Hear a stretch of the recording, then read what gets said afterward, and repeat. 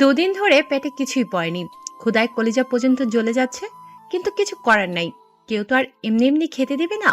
12 বছরের একটি ছেলে কতক্ষণ না খেয়ে থাকতে পারে? দুনিয়া বড়ই নিষ্ঠুর। কতজনের কাছে গেছে কাজের বিনিময়ে খাবার চাইতে, কিন্তু সবাই তাকে দূর দূর করে তাড়িয়ে দিয়ে সবাই বলে কোনো কাজের লোকের দরকার নাই। পানি খেয়ে আর কতক্ষণ পারা যায়? সন্ধ্যা হয়ে এসেছে, এখনো কোনো কাজ জোগাড় করতে পারেনি, তাই পেটে কিছু পড়েও নি। একটু পানি খেয়ে রাস্তার ফুটপাতে গায়ে এলিয়ে দিল ছেলেটি। ছেলেটির নাম আকাশ। ব্যাস, এতটুকুই তার পরিচয়। তবে ওর বাবা আছে, মা অনেক আগেই দূর আকাশের তারা হয়ে গেছে। কিন্তু আকাশকে ওর বাবা মেরে ঘর থেকে বের করে দিচ্ছে। কি দোষ ছিল তার? বিনা দোষে এত কিছু সহ্য করতে হচ্ছে। সে তো কিছু, বরং সবকিছু তার সৎমা করেছে। খোলা আকাশের নিচে শুয়ে আকাশের তারার দিকে তাকিয়ে ভাবছে এসব কথা। এসব ভাবতে ভাবতে যে কখন তার চোখ পানিতে ভরে এলো সে নিজেও জানে না। আকাশের খুব চিৎকার করে বলতে ইচ্ছা করছে, আম্মু কেন ছেড়ে চলে গেল আমায়? একটু এসে দেখে যাও, তোমার বাবু ভালো নেই। আজ 3 দিন ধরে না খাওয়া, খুব ক্ষুধা লেগেছে, কিন্তু কি খাবো? খেতে দেওয়ার যে লোক নেই, আদর করে খাইয়ে দেওয়ারও লোক নেই। কেন আমাকে একা করে রেখে গেলে?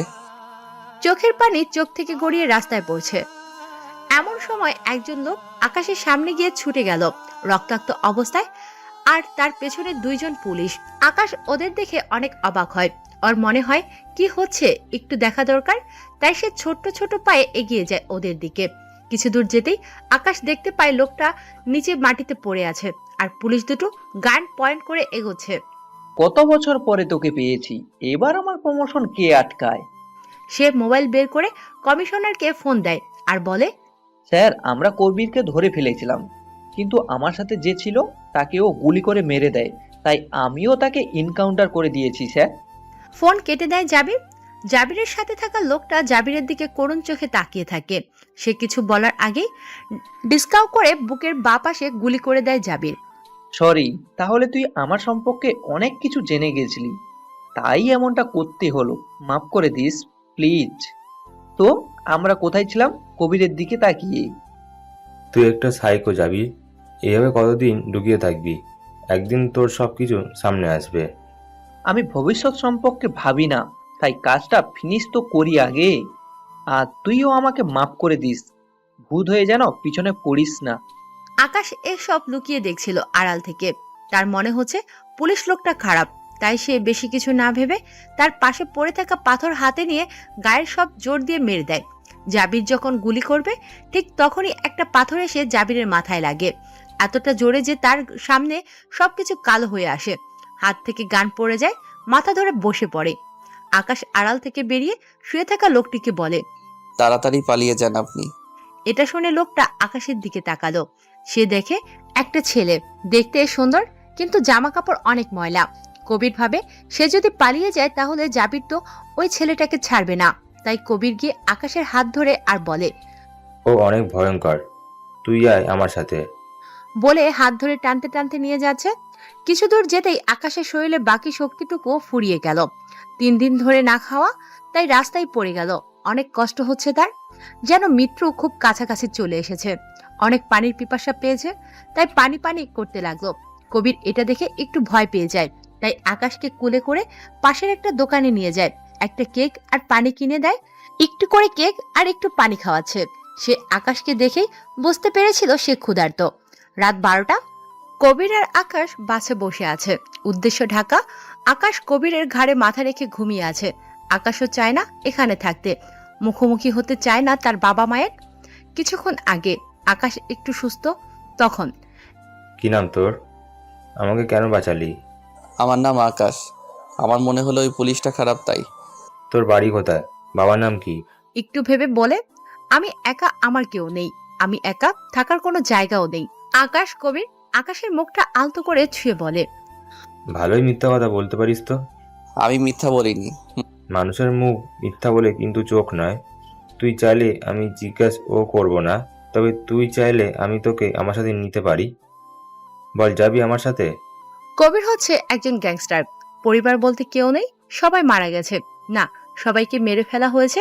মেরেছে ডার্ক মাফিয়া। সকালের মিষ্টি সূর্যের আলো আকাশের চোখে পড়তেই ঘুম ভেঙে গেল। আকাশ দেখলো সে কবিরের হাঁটুর উপর শুয়ে আছে, আর তার হাত আকাশের মাথার উপর। আকাশের যেন আজ অনেক শান্তি লাগছে।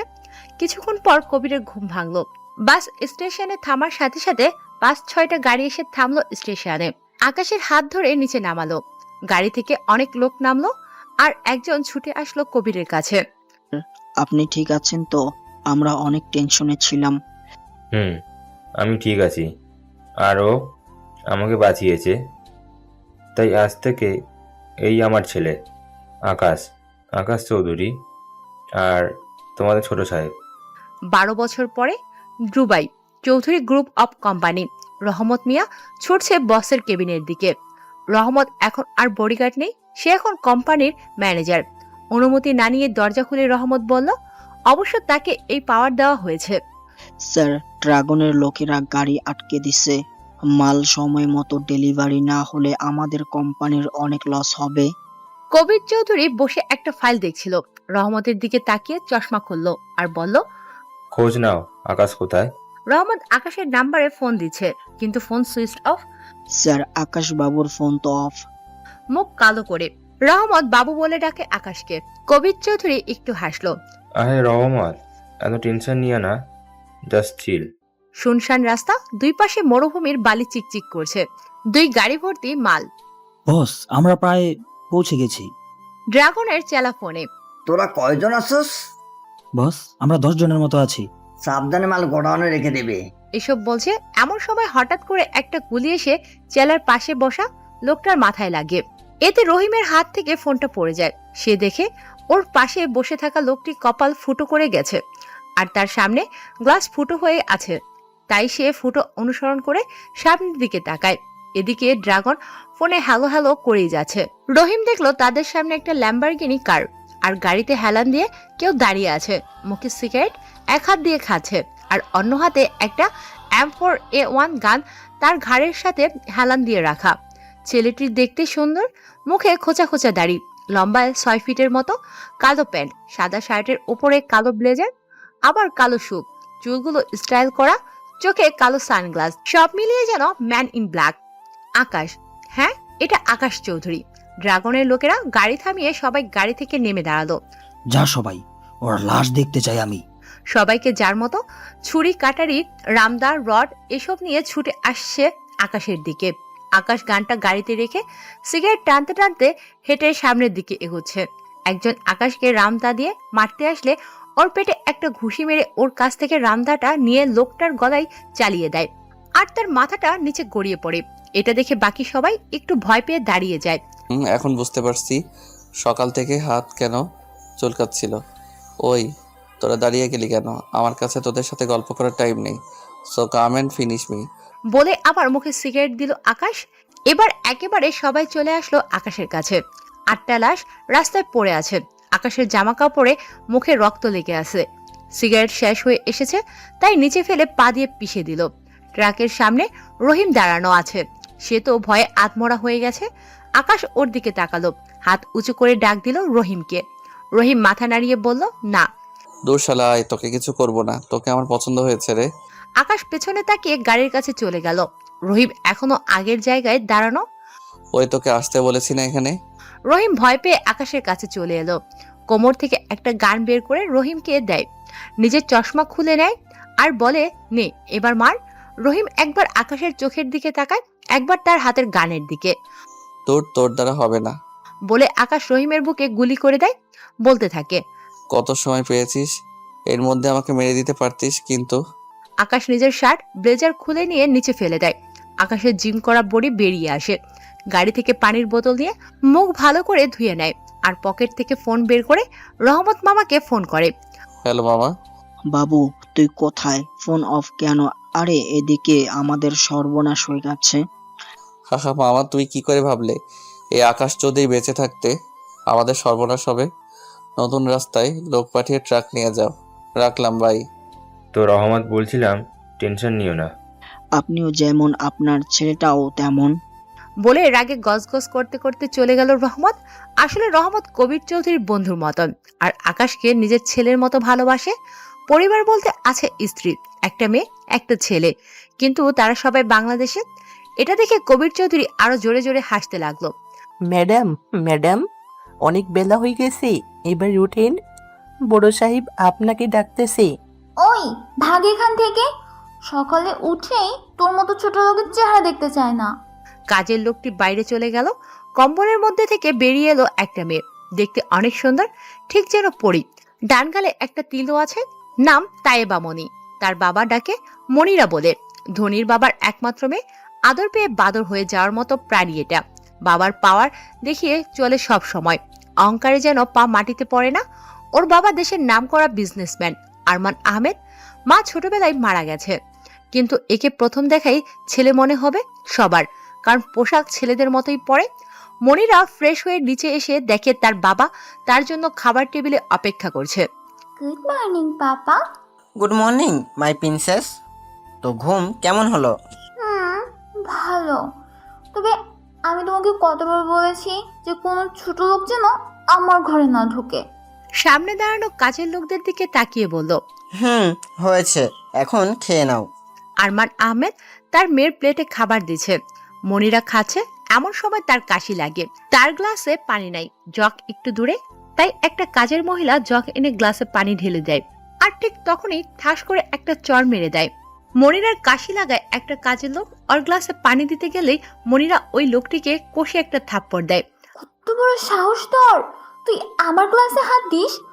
তোকে তো আমি। আবার চড় মারতে গেলে আরমান আহমেদ ওকে আটকায় আর ইশারায় কাজের লোকদের চলে যেতে বলে। মনিরা তার বাবার দিকে তাকায়। মনিরা, এটা কিন্তু অনেক বাড়াবাড়ি।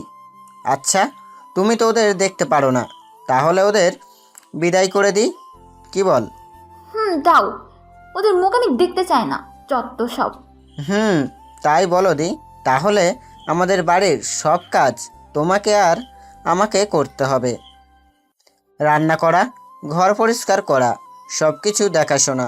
কি বলো, করতে পারবে তো? যদি পারো তাহলে আমি ওদের বিদায় করে দিচ্ছি। মনিরা কোনো কিছু বলল না, সোজা নিজের রুমে চলে গেল। রুমে বসে সে ভাবছে, পাপা তো কথাগুলো ঠিকই বলেছে, কিন্তু ওদের তো আমার সহ্য হয় না। রাতে কবির চৌধুরী বাড়িতে সোফায় বসে টিভি দেখছে। তখন আকাশ দরজা খুলে পেছন দিয়ে বিনা শব্দে নিজের রুমের দিকে যেতে লাগলো। আকাশ, এদিকে আয়। ইস, কিভাবে বড় আব্বু, তুই তো অন্যদিকে ফিরেছিলে। আকাশ কবির চৌধুরীকে বড় আব্বু বলে ডাকে, কারণ তার আব্বু আছে, সেই শুধুমাত্র আকাশের আব্বু। ভুলে যাস না আমি তোর কে হয়, আর তোকে সেই ছোটবেলা থেকে আমি চিনি, তাই আমার সাথে চালাকিতে পেরে উঠবি না। আচ্ছা বলো, কি বলবা? অনেক টায়ার্ড আছি। ফৌজিয়ার বিয়ের ডেট চলে এসেছে, তাই 2-1 দিনের মধ্যে রহমত আর তোকে বাংলাদেশে যেতে হবে। সব কিছু গুছিয়ে নে। তুমি যেটা বলবা সেটাই হবে। আকাশ কখনো কবির চৌধুরীর কথার অবাধ্য হয় না। এখন যা, ফ্রেশ হয়ে খেতে আয়। ওকে বলে আকাশ চলে গেল। রুমে গিয়ে শাওয়ার নিয়ে বাইরে এসে ফোনটা হাতে নিল। ডাইনি নামে একটা নাম্বারে কল দিল। এটা ফৌজিয়া। আকাশ তাকে ডাইনি নামেই ডাকে, নিজের বোনের মতোই ভালোবাসে। ফৌজিয়া দেখতেও অনেক সুন্দর, অনেক ভদ্র, মনে কোনো অহংকার নেই। হ্যালো ভাইয়া। কিরে ডাইনি, কেমন আছোস? ভালোই। ভালোই তো থাকবি, কারণ আমাদের জ্বালিয়ে তোর তো হয়নি। এখন আমাদের ভোলা ভালা দুলাভাইটাকে শেষ করবি। বুঝেছি, তোর মার খেতে ইচ্ছে করছে তো কবে আসবি? পরশু। ফল কি লাগবে আমার একমাত্র বোনটার? তুই চাই না, তুই আসলেই হবে। মামি, রিমন ওরা কোথায়? কাজে ব্যস্ত, আমি বসে বোর হচ্ছি, তুই তাড়াতাড়ি আয়। Okay bye. বলে রেখে দিল। ওরা কেউ আকাশের প্রফেশন সম্পর্কে কিছু জানে না, মানে আকাশ যে গ্যাংস্টার এটা ওরা জানে না। ওরা সবাই জানে আকাশ একটা ভদ্র ছেলে যে কিনা ব্যবসা সামলাচ্ছে। পরদিন মনিরাকে আরমান আহমেদ ঘুম থেকে ডেকে তুলল। ফ্রেশ হয়ে নাস্তা করে গাড়ি নিয়ে কলেজে বেরিয়ে পড়ল। নিজের গাড়ি নিজেই চালাচ্ছে। কলেজে যাওয়ার জন্য মনিরা অনার্স প্রথম বর্ষের ছাত্রী, আর সাথে আছে বাপের দান করা কয়েকটা বডিগার্ড। কলেজে মন খারাপ করে বসে আছে, কারণ তার বেস্ট ফ্রেন্ডের বিয়ে কয়েকদিন পরে, আর সেটা হলো ফৌজিয়া। হঠাৎ কলেজের ভিপির ভাই রবিন মনিরার কাছে এসে বলল, হাই মনি, কেমন আছো? একে দেখলেই যেন মনিরার গা জ্বলে। সবসময় মেয়েদের শরীর টাচ করার ধান্দায় থাকে, তবুও মুখে হাসি এনে বলল, মার খেতে না চাইলে ফোন এখান থেকে। হে বেব, কি বলো এগুলা? রবিন একটু কাছে আসায় মনিরা একটা থাপ্পড় মেরে কুত্তার বাচ্চা, বলছি এখান থেকে চলে যেতে, তা না করে তুই আমার দিকে এগিয়ে এসেছিস। সাহস কত বড় তোর! বলে মিডিল পয়েন্টে লাথি মেরে দেয়। এয়ারপোর্টে কবির চৌধুরী, আকাশ আর রহমত মামা দাঁড়িয়ে আছে। রহমত, খেয়াল রেখো, আমার কলিজাকে তোমার সাথে পাঠাচ্ছি, জানো তো, ও আমার দুনিয়া। আকাশ চুপচাপ এসব শুনছে। যার দুনিয়া হতে চেয়েছিল সেই তো ডোরে ঠেলে দিল। কিন্তু ইনি আকাশ কবির চৌধুরীকে জড়িয়ে ধরলো আর বলল, নো টেনশন বড় আব্বু, মামা আছে তো। কি বলো মামা? স্যার, আমি আছি তো। আমি থাকতে বাবুর কিছু হতে দেব না। আর নিজের খেয়াল রেখো, আর সময় মতো চলে আসবে, কেমন? আর গিয়ে ভদ্র ছেলে হয়ে থাকবি, ভুলে যাবি না ওটা কিন্তু তোর বাড়ি না। বিদায় নিয়ে প্লেনে উঠে পড়লো বাংলাদেশের উদ্দেশ্যে। বাংলাদেশে আসার পরে এয়ারপোর্টে আকাশের কাছে 3টা লাগেজ, আবার একটা ব্যাগ। বাবু, এত ব্যাগে কি কি রাখছস? তোমাকে কেন বলবো? মনে আছে তো, তুই এখন ভদ্র ছেলে। কথা বলতে বলতে বের হচ্ছে, এমন সময় একটা ছেলে ছুটে আসলো আকাশের দিকে। আকাশ আর রহমত মিয়া কথা বলতে বলতে বের হচ্ছে, এমন সময় একটা ছেলে ছুটে আসলো আকাশের দিকে। এসেই রহমত মিয়ার পায়ে হাত দিয়ে সালাম করলো। রহমত মিয়া তাকে পা থেকে তুলে জড়িয়ে ধরলো। কেমন আছো আব্বু? ভালো। তুই আর বাকি সবাই কেমন আছে? আমরা সবাই ভালো আছি। তো চল যাও যাক। কেউ একজন তো আমাকে ভুলেই গেছে। আকাশ একটু জোরে বলল। রিমন আকাশের দিকে তাকিয়ে বলল, আপনি কে? আপনাকে তো ঠিক চিনলাম না। রিমন ভাবুক হয়ে বলল, মামা আমি গেলাম, আমি আর যাব না। আকাশ মন খারাপের অ্যাক্টিং করে, আরে আরে, তুই চলে গেলে আমার মাথায় একটা চুল রাখবে না ওই ডাইনি। তাই তোকে আমার চুলের কসম, তুই যাস না, ফিরে আয়। আর কি বলে না জ্ঞানে, হ্যাঁ যেও না সাথীও, মজা করে হেসে বলল। আর আমি, তুই শুধরাবি না তাই না? আকাশ রিমনকে জড়িয়ে ধরে। আমি আর রিমন ছোটবেলা থেকে অনেক ভালো বন্ধু। রাত 11টার রহমত মামার বাড়িটা অনেক বড় আছে আর বিয়ে বলে সাজানো, দেখতে অনেক সুন্দর লাগছে। রিমন দরজার কলিং বেল দিচ্ছে। রিমনের আম্মু নুসরাত বেগম দরজা খুলে রহমত মামাকে জড়িয়ে ধরে কান্না শুরু করে দিল। আরও অনেক কিছু বললো। মামির সাথে কথা বলে নিলাম, আমরা আসার সময় খেয়ে এসেছিলাম, তাই না খেয়ে রুমে চলে গেলাম। হ্যাঁ, এই বাড়িতে আমার জন্য আলাদা রুম আছে। ফ্রেশ হয়ে দিলাম একটা ঘুম। সকালে আকাশ, আকাশ, অনেক বেলা হয়েছে, উঠ, কত কাজ পড়ে আছে, বিয়ে বাড়ি বলে কথা। আমি আড়ামোড়া করে উঠতেই ডাইনিটা লাফাতে লাফাতে আমার রুমে প্রবেশ করলো। এসেই আমার বিছানায় বসে পড়লো। নাও, শুরু হয়ে গেল। আকাশ, ফ্রেশ হয়ে নিচে আয়। বলে মামি চলে গেল। আমার জন্য কি এনেছিস? কিছু না, তুই তো বলেছিলি তোর কিছু চাই না। ও, নতুন বউটার মন খারাপ হয়ে গেল বুঝি। ওখানে লাল লাগেজটা তোর জন্য, যা দেখ কিছু পছন্দ হয় কিনা। আকাশ 3টা লাগেজ নিয়ে এসেছিল। লালটা ফৌজিয়ার, কালোটা বাড়ির সবার জন্য, আর সাদাটা নিজের বাবার জন্য, যে কিনা আকাশকে বাড়ি থেকে বের করে দিয়েছিল। আকাশের বাংলাদেশে আসার 2টাই উদ্দেশ্য, ফৌজিয়ার বিয়ে, বাবাকে এক পলক দেখা। তোর বাংলাদেশে আসারই অপেক্ষায় ছিলাম এতদিন কবির চৌধুরী। তোর জন্য আমি আমার চাকরি হারিয়েছিলাম, জেলে যেতে হয়েছে তোর জন্য, তোকে আমি বাঁচতে দিব না। ডেভিলের মতো হেসে হাতের মধ্যে পিস্তল ঘুরিয়ে বলল জাবির। খবর নে কবির চৌধুরীর সম্পর্কে। তার একটা কর্মীকে বলল, আকাশ সকাল থেকে কাজ করছে, এমন ভাবে আছে যে কেউই বুঝবে না সে একজন কোটিপতি। একটা টি শার্ট, একটা প্যান্ট আর একজোড়া স্যান্ডেল পরা, দেখে মনে হচ্ছে না। কেমন মনে হচ্ছে আপনারাই ভেবে নিন। ফৌজিয়া বাইরে এসে উকি মারছে, আকাশ সেটা খেয়াল করেছে। সে আকাশের কাছে চলে আসলো আর বলল, ভাইয়া। আকাশের হাত ধরে করুণ লোকে তাকালো। আকাশ একটু হেসে বলল, বল কি লাগবে। আকাশ জানে ফৌজিয়ার এমন লোক মানে ওর কিছু চাই, কারণ নিজের বোন ভাবে তাকে, তাই তার সবকিছু জানা কর্তব্য। ইস, আমার যে কেন একটা বোন থাকলো না। শপিং মলে আসবে আজকে, আমিও যাব, প্লিজ কিছু কর। যেতেই হবে। মাথা নাড়িয়ে বলল, তুই যে কি মামা মামিকে কি বলবো এখন? না প্লিজ প্লিজ, ভাই তুই কত ভালো, কিউট কিউট সোনা ময়না টিয়া। এই থাম, ভাবতে দেগে। যা বাবা, কত কষ্ট করে বের হতে পারলাম। এখান থেকে ডান দিকে যা। ফৌজিয়া কথা বলছে আর আকাশ গাড়ি ড্রাইভ করছে। মল তো ওইদিকে না, তাহলে ওইদিকে কেন যাব? আমাকে চেঞ্জ করার টাইম দিস নাই। কেমন বাজে দেখাচ্ছে। ওরে আমার হনুমান ভাই, যেই না চেহারা তাতে আবার বাজে। বেশি কথা না বলেও ওদিকে চল। মনিরা তাদের বাড়ির সামনে সেজেগুজে দাঁড়িয়ে আছে ফৌজিয়া ওকে নিতে আসবে বলে। কালো গ্রাউন্ডের সাথে হালকা মেকআপ, জাস্ট ওয়াও। আজ যেন সে পরীদের সাথে কম্পিটিশন করে তাদের হারিয়ে দিতে পারবে। আকাশ গাড়ি চালাচ্ছে, হঠাৎ তার চোখ গেল একটা গেটের সামনে দাঁড়িয়ে থাকা পরীর দিকে, থুকু মেয়ের দিকে। ওকে দেখে যেন আকাশের পুরো দুনিয়া থমকে গেল। স্লো মোশনে মেয়েটির চুল উড়ে মুখে চলে এলো। মেয়েটির কানের কাছে চুল গোজাটা জাস্ট ক্রাশ। আকাশের হৃস্পন্দন যেন এতটাই বেড়ে গেছে যেন ভিতরে কেউ ঢোল পিটাচ্ছে। হঠাৎ আকাশ মেয়েটির থেকে চোখ ফিরিয়ে নিয়ে নিজেকেই বলতে থাকে, কন্ট্রোল আকাশ, কন্ট্রোল। এসবে মোহিত হলে চলবে না, তোকে যে তোর বড় আব্বুর কথা শুনতে হবে। বলে আবার মেয়েটার দিকে তাকালো। যাই হোক, মেয়েটা অনেক সুন্দর। ভাই এখানে দাঁড়াও। ফৌজিয়া মেয়েটির পাশে আসায় আয় উঠে আয়। মেয়েটা মনিরাকে বলল। মনিরা একবার আকাশের দিকে তাকালো ভালো করে। তোকে আমি কতবার বলবো যে এসব ছোট লোক চাকর বাকর নিয়ে আমার সাথে দেখা করতে আসবি না? মনি কি বলছিস এসব? আকাশ এত সময় মেয়েটির সম্পর্কে যা ভেবেছিল এক মুহূর্তে সব পানিতে ধুয়ে গেল। এখন আকাশের চোখে মেয়েটি সুন্দরী নয়, বরং অহংকারী। তোকে আমি বারবার বলেছি ড্রাইভার না নিয়ে আসতে, এনেছিস ভালো কথা। ওর কাপড় চোপড় দেখেছিস? কত দিন পরিষ্কার করে না, মনে হচ্ছে কোনো ফকির। মনিরা গাড়িতে না উঠে গাড়ির বাইরে দাঁড়িয়ে কথাগুলো বলছে। আকাশের হাসি পেল কথাগুলো শুনে, আবার রাগও হচ্ছে। ননি তুই কিন্তু বেশি বলছিস।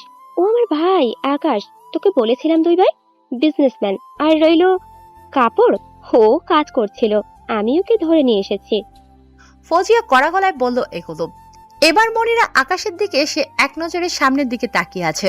সরি, আসলে আমি বুঝতে পারিনি, ভুল হয়ে গেছে।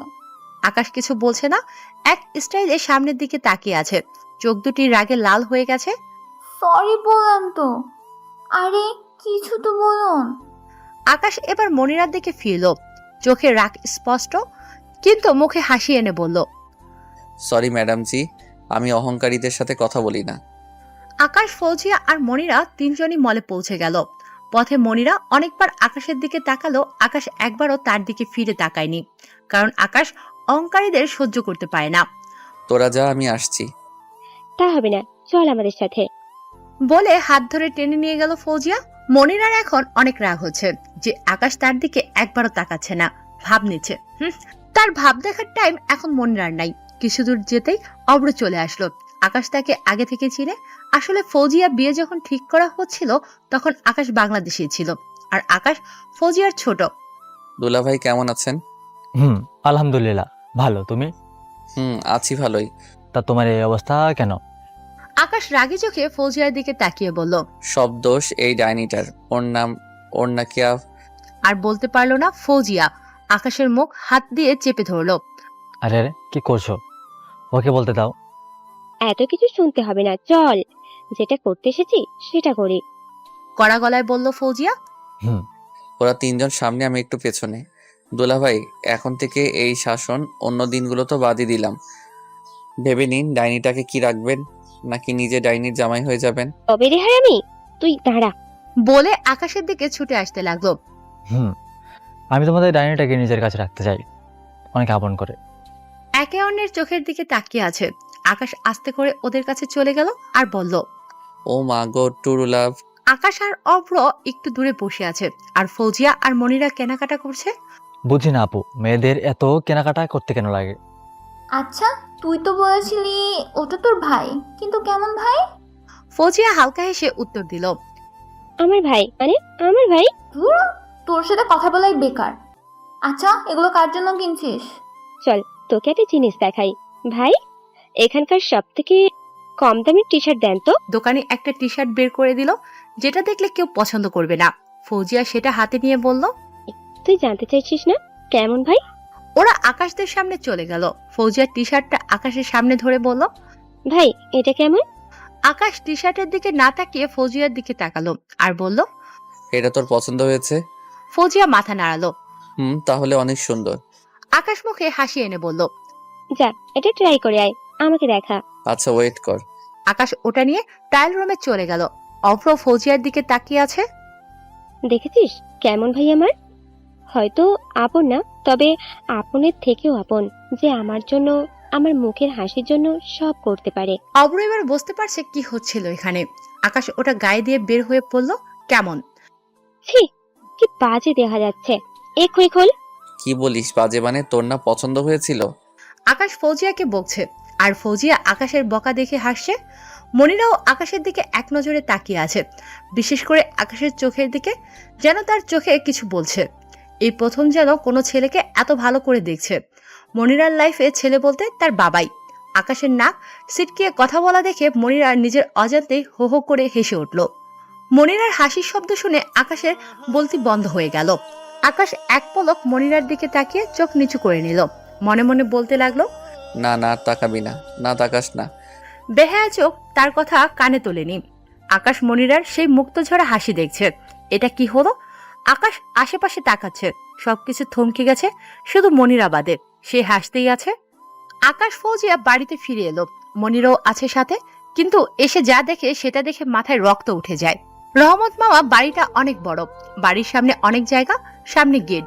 আকাশের গেট দিয়ে ঢোকার সময় আশেপাশে তাকিয়ে দেখে সবকিছু লন্ডভন্ড হয়ে পড়ে আছে। আকাশ তাড়াতাড়ি গাড়ি থেকে নেমে বাড়ির ভিতরে ছুটে গেল। ফৌজিয়া আর মনিরা সাথে আছে। পরে যেটা দেখলো সেটা আকাশ আশা করেনি। সবাই এক জায়গায় গোল হয়ে দাঁড়িয়ে আছে, বাড়ির মধ্যে সবকিছু ভাঙাচোরা, আর মামি অজ্ঞান হয়ে আছে। মামার চুলগুলো এলোমেলো করা, রিমনে গাল দিয়ে রক্ত বের হচ্ছে। আমি ওদের মাঝে চলে গেলাম। রিমন, কি হয়েছে? কে করেছে এসব? কড়া গলায় বলল আকাশ। চোখ দিয়ে যেন আগুন বের হচ্ছে আকাশের। আকাশের এমন অবস্থা দেখে রহমত মামা আকাশের কাছে চলে আসে। বাবু, তোরা কখন এলি? এখানে তো কিছুই হয়নি। না, মামার চোখে স্পষ্ট পানি দেখা যাচ্ছে। সাব্বিরও ফৌজিয়াকে পছন্দ করত, আর আজকে ওকে তুলে নিয়ে যেতে এসেছিল।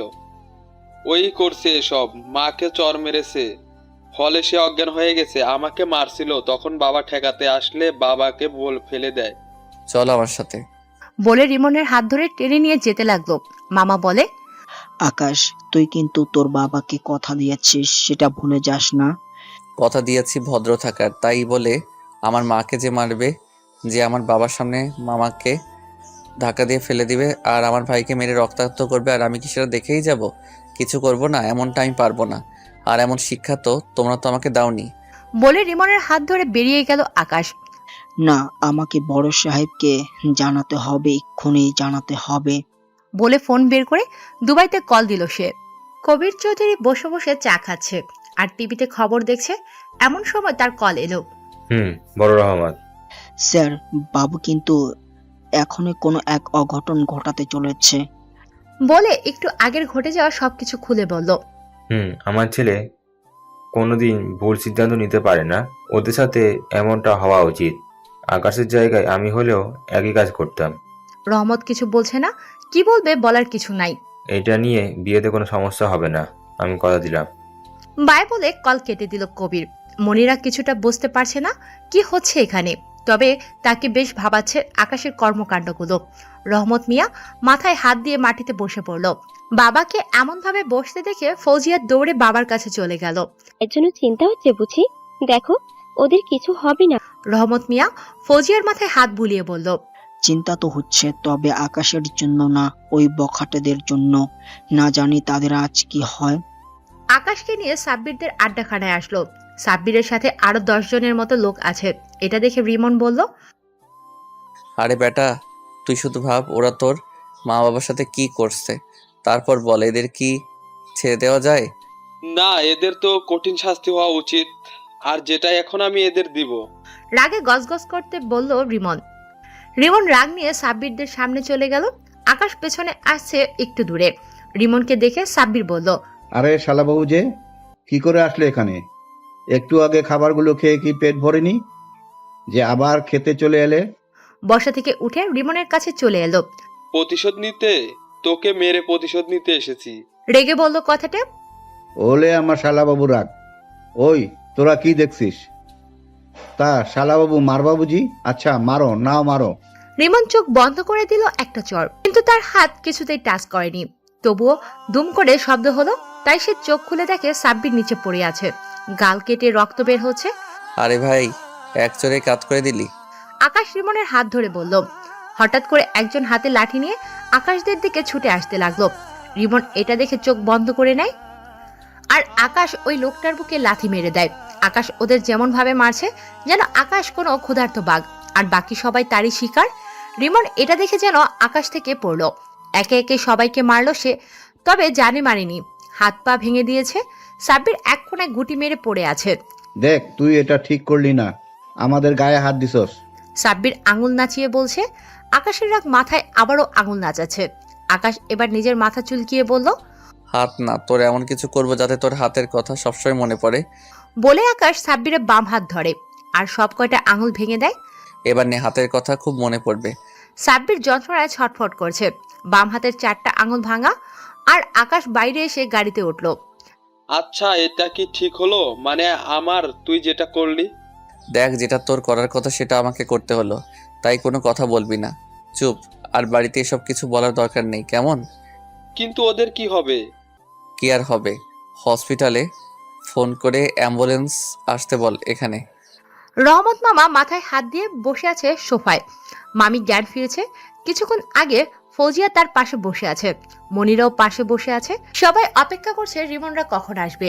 গাড়ি পার্ক করছে, তাই রিমন আগে ঘরে প্রবেশ করলো। রিমনকে দেখে মামি ছুটে রিমনকে জড়িয়ে ধরে। কিছু হয়নি তো? তোর মাথায় হাত দিয়ে বলল, ইস কতখানি কেটে গেছে। আম্মু, আমি ঠিক আছি, এত চিন্তা করো না। তখন আকাশ আসলো। রহমত মিয়া আকাশকে বলল, কেমন আছো? আকাশ উত্তরে শুধু হাসলো। রহমত মিয়া মনে মনে, যাক, তাহলে কেউ মরেনি। এখনই যদি আকাশ উত্তরে বলতো যে খুব ভালো আছে, তাহলে ওরা সবাই বৃন্দাবনে পাড়ি দিয়েছে। মনিরা চোখ ছোট ছোট করে এদের দুজনকে দেখছে আর ভাবছে, কিছু তো আছে যা সবাই বুঝতে পারছে না, তবে আমি জেনেই ছাড়বো মিস্টার অ্যাটিটিউড। রাতে খাবার টেবিলে সবাই একসাথে খাবার খাচ্ছে, মনিরাও আছে। ও নাকি বিয়ের একদিন এখানেই থাকবে। আকাশের সামনের চেয়ারে বসে আছে সে, খাচ্ছে আর আকাশকে পর্যবেক্ষণ করছে। আকাশ, কালকে ফৌজিয়ার গায়ে হলুদ, অনেক কাজ, তাই তাড়াতাড়ি উঠবি বলে দিলাম। তবে তুমি না ডাকলে উঠবো না। আচ্ছা বাবা, ডেকে দিব। হেসে মামি বলল। এখানে কেমন করে সন্দেহের চোখে আকাশের দিকে তাকিয়ে আছে, এটা আকাশ অনেক আগে থেকেই খেয়াল করছে। আর না পেরে আস্তে বলে উঠল, নিচের দিকে তাকিয়ে খা, আমার দিকে কি? রুমে আকাশ শুয়ে আছে, ঘুমাবে এমন সময় একটা ফোন এলো। এটা আকাশের খবরের। হ্যাঁ বল। স্যার, বিজনেসম্যান আরমান আহমেদ সে আপনার বাবাকে বড় আব্বু নাকি কিন্তু আসলটা হুমকি দিচ্ছে তারপর থেকে সরে যেতে। আপনার বাবার জন্য নাকি তার বিজনেসের লস হচ্ছে। এখানে আকাশ আপনার বাবার কথা বলা হয়েছে। আকাশ একটু ভেবে বলল, আরমান আহমেদের সব খবর বায়োডাটা আমার চাই, কাল সকালের মধ্যেই, কথাটা যেন মনে থাকে। পরের দিন বিয়ে বাড়ি, অনেক মানুষ, কিন্তু সবাই সবার কাজে ব্যস্ত। বাড়িটা আজ অনেক সুন্দর লাগছে, ভেতর থেকেও বাইরে থেকেও। কেননা আজ বাড়ির একমাত্র মেয়ের গায়ে হলুদ। কত আত্মীয় স্বজন এসেছে দূর দূরান্ত থেকে। তবে একটা কথা ভেবে রহমত মিয়া চোখ দিয়ে পানি পড়ছে, সেটা হলো তার কলিজার টুকরা কালকে তার থেকে অনেক দূরে চলে যাবে। তাই মনমরা হয়ে ড্রয়িং রুমে সোফায় বসে আছে। মামিও আজ অনেক ব্যস্ত সময় পার করছেন। তিনি তার স্বামীকে এমন ভাবে দেখে তার কাছে এগিয়ে যায়, কাঁধে হাত রাখে। এটাই নিয়ম, মেয়েদের জন্য তার স্বামীর বাড়িটাই আসল বাড়ি। আর আমাদের মেয়ে তো দূরে কোথাও যাচ্ছে না। তবুও মন মানছে না। দেখেন, আপনি এই বাড়ির কর্তা, আর আপনি যদি এমন করেন তাহলে আমরা কি করব? ফৌজিয়া কি করবে ভেবেছেন? আমি ঠিক আছি, তুমি যাও, ওদিকটা দেখো। এই যা, আকাশ ওকে ঢাকতে মনে নাই, এখনো পড়ে পড়ে ঘুমাচ্ছে। যাই আমি, তুমি প্যান্ডেলের দিকটা দেখো। বলে যেতে লাগলো রহমত মামা। মামির হাত ধরে বলে, আজ 9 তারিখ, আকাশ ওখানে গেছে। এটা শুনে মামি সোফায় বসে পড়লো, চোখে হালকা হালকা পানি ভিড় জমেছে। ওগো, আমাদের ছেলেটার মনে অনেক কষ্ট, তাই না? জানো, ওর জন্য আমারও কষ্ট হয়। ভাবি, কেন আমার আপন ছেলে হলো না? কেন ওর সাথেই এমন হলো? রহমত মামা মামির মাথা নিজের কাঁধে নিয়ে বলল, আল্লাহ আকাশের ভাগ্যটা এমন করে লিখেছে, তাই হয়তো। আঙ্কেল, 9 তারিখে কি আকাশের কি হয়েছে? পেছন থেকে মনিরা বলে উঠল। মামা মামির দুজন পিছনে ফিরে দেখে মনিরা জিজ্ঞাসাসূচক দৃষ্টিতে চেয়ে আছে। আরে মণিমা, কখন উঠলা? কিছু লাগবে তোমার?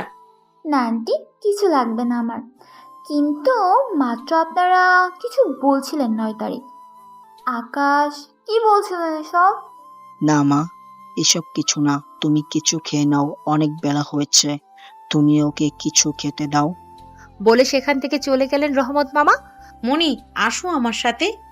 আন্টি, ফৌজি আমাকে ডাকছিল, আমি কি আগে শোনা আসি? মামার যাওয়ার দিকে এক পলক তাকিয়ে সেখানে ছুটে চলে গেল। মামার যাওয়ার দিকে এক পলক তাকিয়ে সেখানে ছুটে চলে গেলাম। ফৌজিয়া, আই ফৌজিয়া, হারামি, কই তুই? ফৌজিয়ার রুমে গিয়ে চিৎকার করছে মনিরা। ফৌজিয়া ওয়াশরুম থেকে দৌড়ে বের হলো। এমন গরুর মতো হাম্মা হাম্মা করছিস কেন? বাদ দে সব কিছু, আগে বল আকাশ কোথায়? ফৌজিয়া মনিরার কাছে এসে বলল, আমার ভাইকে খোঁজ করছিস কেন? কি সামথিং সামথিং নাকি? হো হো করে হেসে বলল ফৌজিয়া। হারামি, মার খাবি নাকি বলবি? চোখ গোল গোল করে মনিরা বলল, কোথায় আবার? দেখ কোথাও কোন কাজে হয়তো কাজ করছে। না, ও নাকি বাড়িতে নাই। আঙ্কেল আন্টিকে বললো আজ 9 তারিখ, ও নাকি কোথায় গেছে। 9 তারিখের কথা শুনে ফৌজিয়ার মুখের হাসি চলে গেল। সে বিছানায় বসে পড়ল। সবাই এত ব্যস্ত যে আজকের ডেটটা কারো মনে নেই। কি হলো তোর? আর বল কোথায় গেছো? আর আজকে কি? আজকে এই দিনে ওর মা ওকে একা করে চলে গিয়েছিল না ফেরার দেশে। মনিরারও কেন জানি এটা শুনে একটু দুঃখ লাগতো। জানিস, শুনেছিলাম ওর নাকি একটা সুখী পরিবার ছিল, কিন্তু ওর ভাগ্যটাই খারাপ। ওর মায়ের ক্যান্সার ধরা পড়ে, তাতে মা মারা যায়। অনেক চিকিৎসা করিয়েও বাঁচাতে পারেনি। তখন আকাশের বয়স 10 বছর। পরে ওর বাবা নাকি আরেকটা বিয়েও করে। থেমে গেল ফৌজিয়া। তার চোখে পানি ভিড় করেছে। কি হলো? থামলি কেন? বল না, তারপর কি হয়েছে? মনিরা হালকা ইমোশনাল হয়ে জিজ্ঞাসা করলো, বলেছি না, ওর ভাগ্য অনেক খারাপ। ওর একটা বিয়ে করে কয়দিন ভালো থাকলে পরে শুরু হয়ে যায় সৎমার অত্যাচার। ঠিক মতো খেতে দিত না, ঘরের সব কাজ করতো, আর দিন শেষে মিথ্যা বলে ওর বাবার কাছ থেকে মার। ওর এই অসহ্য যন্ত্রণা সহ্য করেছে আকাশ। হঠাৎ একদিন আকাশ দেখে তার সৎমার ভাইকে অনেক টাকা দিচ্ছে, আর আকাশের সৎমা ও আকাশকে দেখে ফেলে। আকাশ রাতে ওর বাবা বাড়িতে আসলে আকাশের সম্পর্কে অনেক বাজে কথা বলিয়ে বানিয়ে বলে, আর বলে আকাশ নাকি তার গায়ে হাত তুলেছে, অনেকগুলো দাগ দেখায়, যতগুলো সে নিজে করেছিল। এসব দেখে আকাশের বাবা আকাশকে প্রচুর মারে, মেরে বাড়ি থেকে তাড়িয়ে দেয়। ফৌজিয়া মনিরার দিকে তাকিয়ে দেখে মনিরার চোখে পানি। ফৌজিয়া নিজের চোখের পানি মুছে বলল, দেখ তোর চোখে পানি, এটা তো অবিশ্বাস্য। একটা মানুষ এত পাষাণ হয় কি করে? সে তো মেয়ে, মায়ের জাত। তাহলে একটা ছোট বাচ্চার সাথে এমনটা কি করে করতে পারলো? তুই এটা বলছিস? আগে নিজেকে শুধরা, পরে অন্যকে বলিস। কম অত্যাচার করিস না, মানুষদের মানুষ বলে মনে করিস না। যাই হোক, সেটা তোর ব্যাপার, কিন্তু মনিরা ফৌজিয়ার দিকে এক নজরে তাকিয়ে রয়েছে। তোকে যে আমি আকাশের স্ত্রী বললাম, এটা যেন ও জানতে না পারে, প্লিজ। মনিরা মাথা নাড়িয়ে বসা থেকে উঠে চলে যেতে লাগলো। দরজার কাছে গিয়ে মনিরা পেছনে ফিরে বলল, ফৌজিয়া। ফৌজিয়া মনিরার দিকে তাকায়। আমি অনেক খারাপ, তাই না রে? মনিরার চোখে স্পষ্ট পানি দেখা যাচ্ছে। ফৌজিয়া মুস্কি হেসে বলল, এটা তুই নিজেকেই জিজ্ঞাসা কর। সকাল 11টা বাজে। আকাশ গেট দিয়ে হেঁটে প্রবেশ করছে। চোখ দুটি লাল হয়ে আছে। যত কষ্ট হোক না কেন, ছেলেরা খুব সহজে কাঁদে না, তবে সেটা যদি মায়ের ব্যাপার হয় তাহলে চোখ বাঁধা মানে না। ঠিক এমনটাই হয়েছে আকাশের। আকাশের শর্ট প্যান্টে কাদা লাগানো। আকাশের চেহারা দেখেই বোঝা যাচ্ছে তার মনের অবস্থা কেমন। বাড়ির ভিতরে প্রবেশ করে আকাশ। মামি আকাশের চেহারা দেখে ভয় পেয়ে যায়। মামি সোফায় বসে আছে। আকাশ ফ্লোরে বসে মামির কোলে মাথা রেখে বিনা শব্দে চোখের পানি ফেলছে। ফৌজিয়া মনিরা পাশেই দাঁড়িয়ে আছে। তবে মনিরার কেমন যেন লাগছে আকাশের চোখে পানি দেখে। যখন থেকে আকাশের সম্পর্কে সবকিছু জেনেছে তখন থেকে সে আকাশের কথা ভেবেই যাচ্ছে। তবে এখন আকাশের চোখে পানি দেখে যেন তারও কষ্ট হচ্ছে। বুকের ভেতর যেন এক যুদ্ধ চলছে তার। তাতেই সবকিছু ক্ষত বিক্ষত হয়ে যাচ্ছে তার ভেতরটা। কিন্তু কেন এমন হচ্ছে তার? মামি আকাশের মাথায় পরম যত্নে হাত বুলিয়ে দিচ্ছে। আকাশ, নিজেকে সামলা। তুই না আমার ভালো ছেলে, আর ভালো ছেলেরা কাঁদে না। আকাশ মামির কোলে মাথা রেখেই আমতা আমতা করে বলল, জানো মামি, উনি আজকে আম্মুর কাছে এসেছিল। আজ ফৌজিয়ার বিয়ে। এই দিনটা অনেক কষ্টের হয়। যাদের মেয়ে আছে তাদের কলিজার টুকরা বাড়ি থেকে চলে যায়। সব থেকে কষ্ট পায় বাবারা, কারণ প্রতিটা মেয়ে তার বাবার পৃথিবী, বাবার রাজকন্যা। আকাশ নিজেকে সামলে নিয়ে সবাইকে সাহায্য করছে। মামি আকাশকে চোখে চোখে রাখছে সব সময়। কালকে যখন আকাশ বাড়িতে এসেছে ওই কথা বলছিল, তখন চারদিক নিস্তব্ধ হয়ে গেছিল। মনিরা সবার মুখের দিকে তাকিয়েও দেখছে। সে বুঝতে পারছে না সবাই এই কথাটা শুনে চুপ হয়ে গেল কেন। তখন রহমত মিয়া এগিয়ে এসে বলল, তুই কি সত্যি বলছিস ওটা রায়হান খানই ছিল? আকাশ ছলছল চোখে রহমত মামার দিকে তাকালো, কিন্তু কিছু বলল না। রহমত মিয়া আকাশের পাশে বসে পড়ল আর আকাশের এক গালে হাত রেখে বলল, সে আসতেই পারে, কারণ তোর মা ওনার প্রথম স্ত্রী আর ওনার ওখানে যাওয়া স্বাভাবিক। আকাশের মাথায় একটাই চিন্তা, এত বছর পর কি করে কেন এলেন উনি আমার আম্মুর কাছে? কিছুক্ষণ পরে মামি আকাশকে তার রুমে নিয়ে যায়। মনিরা এবার বুঝতে পারছে কেন সবাই চুপ হয়ে গেছিল। তবে তার মন আকাশ সম্পর্কে জানতে চাচ্ছে, কৌতূহল জাগছে। আকাশ রুমে গিয়ে বিছানায় বসে পড়ে। এটা দেখে মামি বলে, যা গোসল করে আয়, আমি তোর জন্য খাবার আনছি। আকাশ লক্ষ্মী ছেলের মতো গোসল করে বের হয়ে দেখে মামি খাবার নিয়ে বসে আছে। নে খেয়ে নে। আকাশ মামির কাছে গিয়ে মামির মুখের দিকে তাকিয়ে রইল। মামি আম্মু যদি বেঁচে থাকতো তাহলে কি তোর মতো করে আদর করতো? সব মারাই এমন হয়। আকাশ এটা শুনে কল্পনা করতে লাগলো, তার সৎ মা তাকে গরম চামচ দিয়ে মেরেছিল, চর মেরেছিল, লাঠি দিয়ে মেরেছিল, বাথরুমে একা বসে বসে মা মা বলে কেঁদেছিল। নেহা কর। মামি আকাশের মুখের সামনে খাবার নিয়ে বলল। আকাশের চোখে আবার পানি ভিড় করেছে। মামির দিকে তাকিয়ে আকাশ খেয়ে নিল। খাওয়া শেষে মামি বলল, এখন রেস্ট নে, নিচে যাওয়ার দরকার নেই। আকাশ চল, গেটের কাছে টাকা ঝাড়তে হবে দুলা ভাইয়ের কাছ থেকে। আকাশ একটু হেসে বলল, টাকা দিয়ে কি করবি আমাকে বল, কত লাগবে আমি দিয়ে দিচ্ছি। আর মিস্টার, মনিরা পেছন থেকে বলল, এটা একটা মজা, বিয়ের একটা নিয়ম বলতে পারেন। শুধুমাত্র টাকার জন্য এসব করা হয় না মনিরা। টাকার গরম দেখায় মনে মনে। আকাশ মনিরার দিকে এক পলক তাকিয়ে রিমনকে বলল, চল। মনিরাকে রেখে ওরা চলে গেল। মনিরা ওদের যাওয়ার দিকে তাকিয়ে রয়েছে, রাগ হচ্ছে তার। আরে এটা কি হলো আমাকে রেখে? মিস্টার অ্যাটিটিউড, তোকে একবার বাগে পাই, তারপর দেখাবো মজা। নিজের দিকে একবার তাকালো মনিরা। একটা ডিজাইন করা কালো লেহেঙ্গা পরেছে সে, হালকা মেকআপ আর গহনায় পরি লাগছে। কপালে একটা ছোট্ট কালো টিপ, আর তাতেই তাকে অসাধারণ লাগছে। যে কোনো ছেলে তার দিকে তাকিয়ে তাকে গিলে খাবে। মনিরা আশেপাশে তাকিয়ে দেখলো অনেকেই তার দিকে তাকিয়ে আছে। তাহলে ওই হারামিটা কেন তাকালো না? এই না না, এসব আমি কি ভাবছি? ও তাকাক আর না তাকাক তাতে আমার কি? ওই মিস ইগো, ভাবা শেষ হলে এবার আসুন নাকি আপনাকে আনতে রকেট পাঠাবো। আকাশ একটু দূর থেকে বলল মনিরাকে। এটা শুনে মনিরা একটু অবাক হয়। ওই ইগো মানে কি? এক দৌড়ে আকাশের কাছে এসে আকাশ কিছু না বলে হাঁটতে লাগলো। এটা দেখে মনিরার শরীর রাগে জ্বলে যাচ্ছে। গেটে বরকে অনেক প্রশ্ন করা হচ্ছে। বেচারা অব্র বাসের ওপর বাস খাচ্ছে। অবশেষে বিয়েটা হয়ে গেল। অব্র তার পরিবার সবার সাথে পরিচয় করিয়ে দিয়েছে, কিন্তু হঠাৎ এমন কিছু হলো যা আকাশ আশা করেনি। অব্র একজনকে পরিচয় করিয়ে দিচ্ছে। ইনি হলো আমার ফুফি জানহার বেগম, আর ইনি আমার ফুফা রায়হান খান। আমরা যাদের এড়িয়ে চলতে চাই, যাদের সামনে পড়তে চাই না, তাদের সাথে বারবার দেখা হয়ে যায়। উপস্থিত সবাই খুশি হলেও আকাশ মুখে হাসিটা ধরে রাখতে পারছে না, কারণ অব্র যাদের সবার সাথে পরিচয় করিয়ে দিচ্ছে তারা হলো আকাশের বাবা ও সৎ মা। আকাশ ওদের দেখে বুকের ভেতর কেমন জানি করে উঠল। চোখের সামনে ভাসতে লাগলো সে অত্যাচারগুলি যেগুলো ওরা আকাশের সাথে করেছিল। আকাশ আর সহ্য করতে পারলো না, সে তাড়াতাড়ি সেখান থেকে চলে যেতে লাগলো। আকাশ তাড়াহুড়ো করে যাওয়ার সময় মনিরার গায়ে হালকা টাচ লাগে, তাই সে আকাশের দিকে তাকিয়ে দেখে সে মুখে হাত দিয়ে তাড়াতাড়ি কোথাও যাচ্ছে। তাই মনিরাও আকাশের পেছনে যেতে লাগে, কিন্তু আকাশের ভাগ্য খারাপ, শেষ রক্ষা আকাশের হলো না। দরজার কাছে যেতেই আকাশ দেখে কবির চৌধুরী বডিগার্ডদের বাহিরে দাঁড় করিয়ে ভেতরে আসছে। তাকে দেখে আকাশ পেছনে ফিরে তাড়াতাড়ি করে চোখ মুছে নেয়। মোছার শেষে মাথা উঁচু করে দেখে মনিরা তার দিকে তাকিয়ে আছে। সে আকাশকে চোখ মুছতে দেখে ফেলেছে। আকাশ তেমন গুরুত্ব দিল না, দৌড়ে কবির চৌধুরীকে জড়িয়ে ধরলো।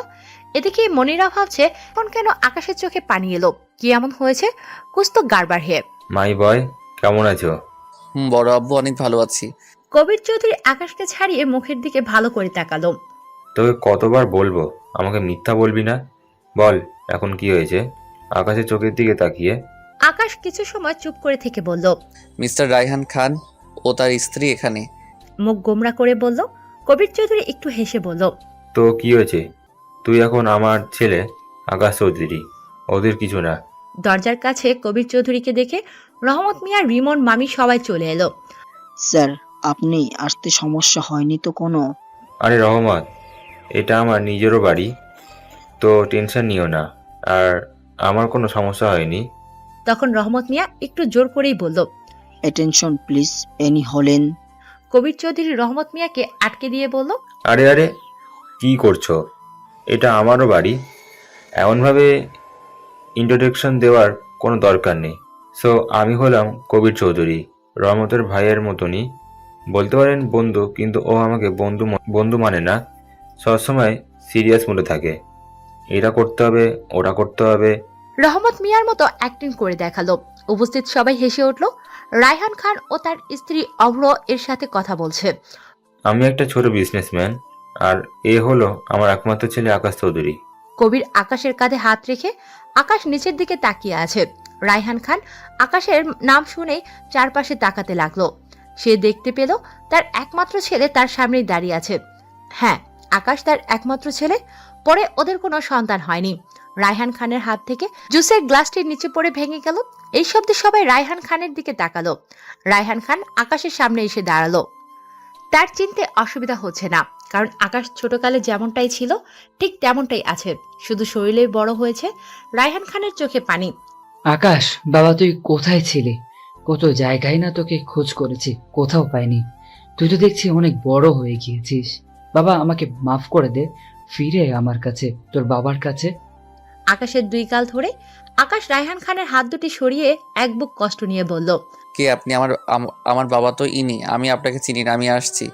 বলে সিঁড়ি বেয়ে উপরের দিকে চলে গেল। আমার ছেলে আমাকে চিনতে পারলো না। ভালো করেছিস, এমনটাই হওয়া উচিত আমার সাথে। চোখে পানি নিয়ে সিঁড়ির দিকে তাকালো। জাহানারা বেগমের চোখেও আজ পানি। কেন সেটা পরে বলবো। বিয়ে বাড়িতে হইচইয়ের বদলে নীরবতা পালন করা হচ্ছে। অবশ্য বিয়ে হয়ে গিয়েছিল। ফৌজিয়া তার মাকে ইশারায় ডাকলো। কাছে আসলে বলে, আকাশকে ঠান্ডা করো গিয়ে, তাড়াতাড়ি যাও। মামি চলে গেল। অব্র ফৌজিয়ার দিকে তাকিয়ে আছে। কি হচ্ছে কিছুই তার মাথায় ঢুকছে না। অনেক প্রশ্ন মনে ঘুরপাক খাচ্ছে না? ফৌজিয়া অব্রকে বলল, কারণ তাদের দুজনকে পাশাপাশি চেয়ারে বসানো হয়েছে। অব্র মাথা নাড়িয়ে হ্যাঁ বলে। পরে বলবো, এখন সামনে তাকাও। ছাদের এক কোণায় দাঁড়িয়ে আছে আকাশ। সারা শরীর কাঁপছে তার। পকেট থেকে সিগারেটের একটা প্যাকেট বের করে একটা সিগারেট মুখে নেয়। লাইটার দিয়ে জ্বালাতে যাচ্ছে, কিন্তু জ্বলছে না। রাগে নিচে আছাড় মারে লাইটারটা। মুখ থেকে সিগারেট হাতে নেয় আর তাকিয়ে থাকে আকাশের দিকে। উনি আপনার আসল বাবা, তাই না? পেছন থেকে মনিরা বলে ওঠে। আকাশ পেছনের দিকে তাকিয়ে আবার সামনের দিকে ফিরে। মনিরা আকাশের কাছে এসে দাঁড়ায়। জানেন, জন্মের সময় মাকে হারিয়েছি। বাড়িতে যারা কাজ করত সবাই বলতো আমি নাকি রাক্ষসী। জন্মের সাথে সাথে মাকে খেয়ে ফেলেছি। আমার নাকি আরো অনেক সমস্যা আছে। এটা আমাদের এলাকার সবাই জেনে গেছিল। তখন আমি খুব ছোট ছিলাম। বাড়ির বাইরে অনেক শিশুরা খেলা করত, সবাই গরিব ঘরের। আমি তাদের সাথে খেলা করতে গেছিলাম। তারা আমাকে অনেক মেরেছিল, বলেছিল আমি অনেক খারাপ। এটা আব্বুকে বলায় আমাকে সে ওদের কাছ থেকে নিয়ে যায় ওদের বিচার করতে। পরে ওখানকার লোকেরা আমাকে রাক্ষসী, খারাপ আরো অনেক কিছু বলতে থাকে। আব্বুকে নানা রকম কথা শোনাতে লাগে। তখন থেকে ভাবতে শুরু করি যে গরিবরা ভালো না, ওদের মনে শয়তানের বসবাস। তাদের থেকে এড়িয়ে চলি, অপমান করি। আকাশ মনিরার দিকে তাকায়। সুন্দর চেহারাটা কেমন মলিন হয়ে গেছে। চোখে পানি এসেও আটকে গেছে। এই প্রথম কাউকে মনের কথাগুলো বললাম। এসব কিছু ফৌজিয়াও জানে না।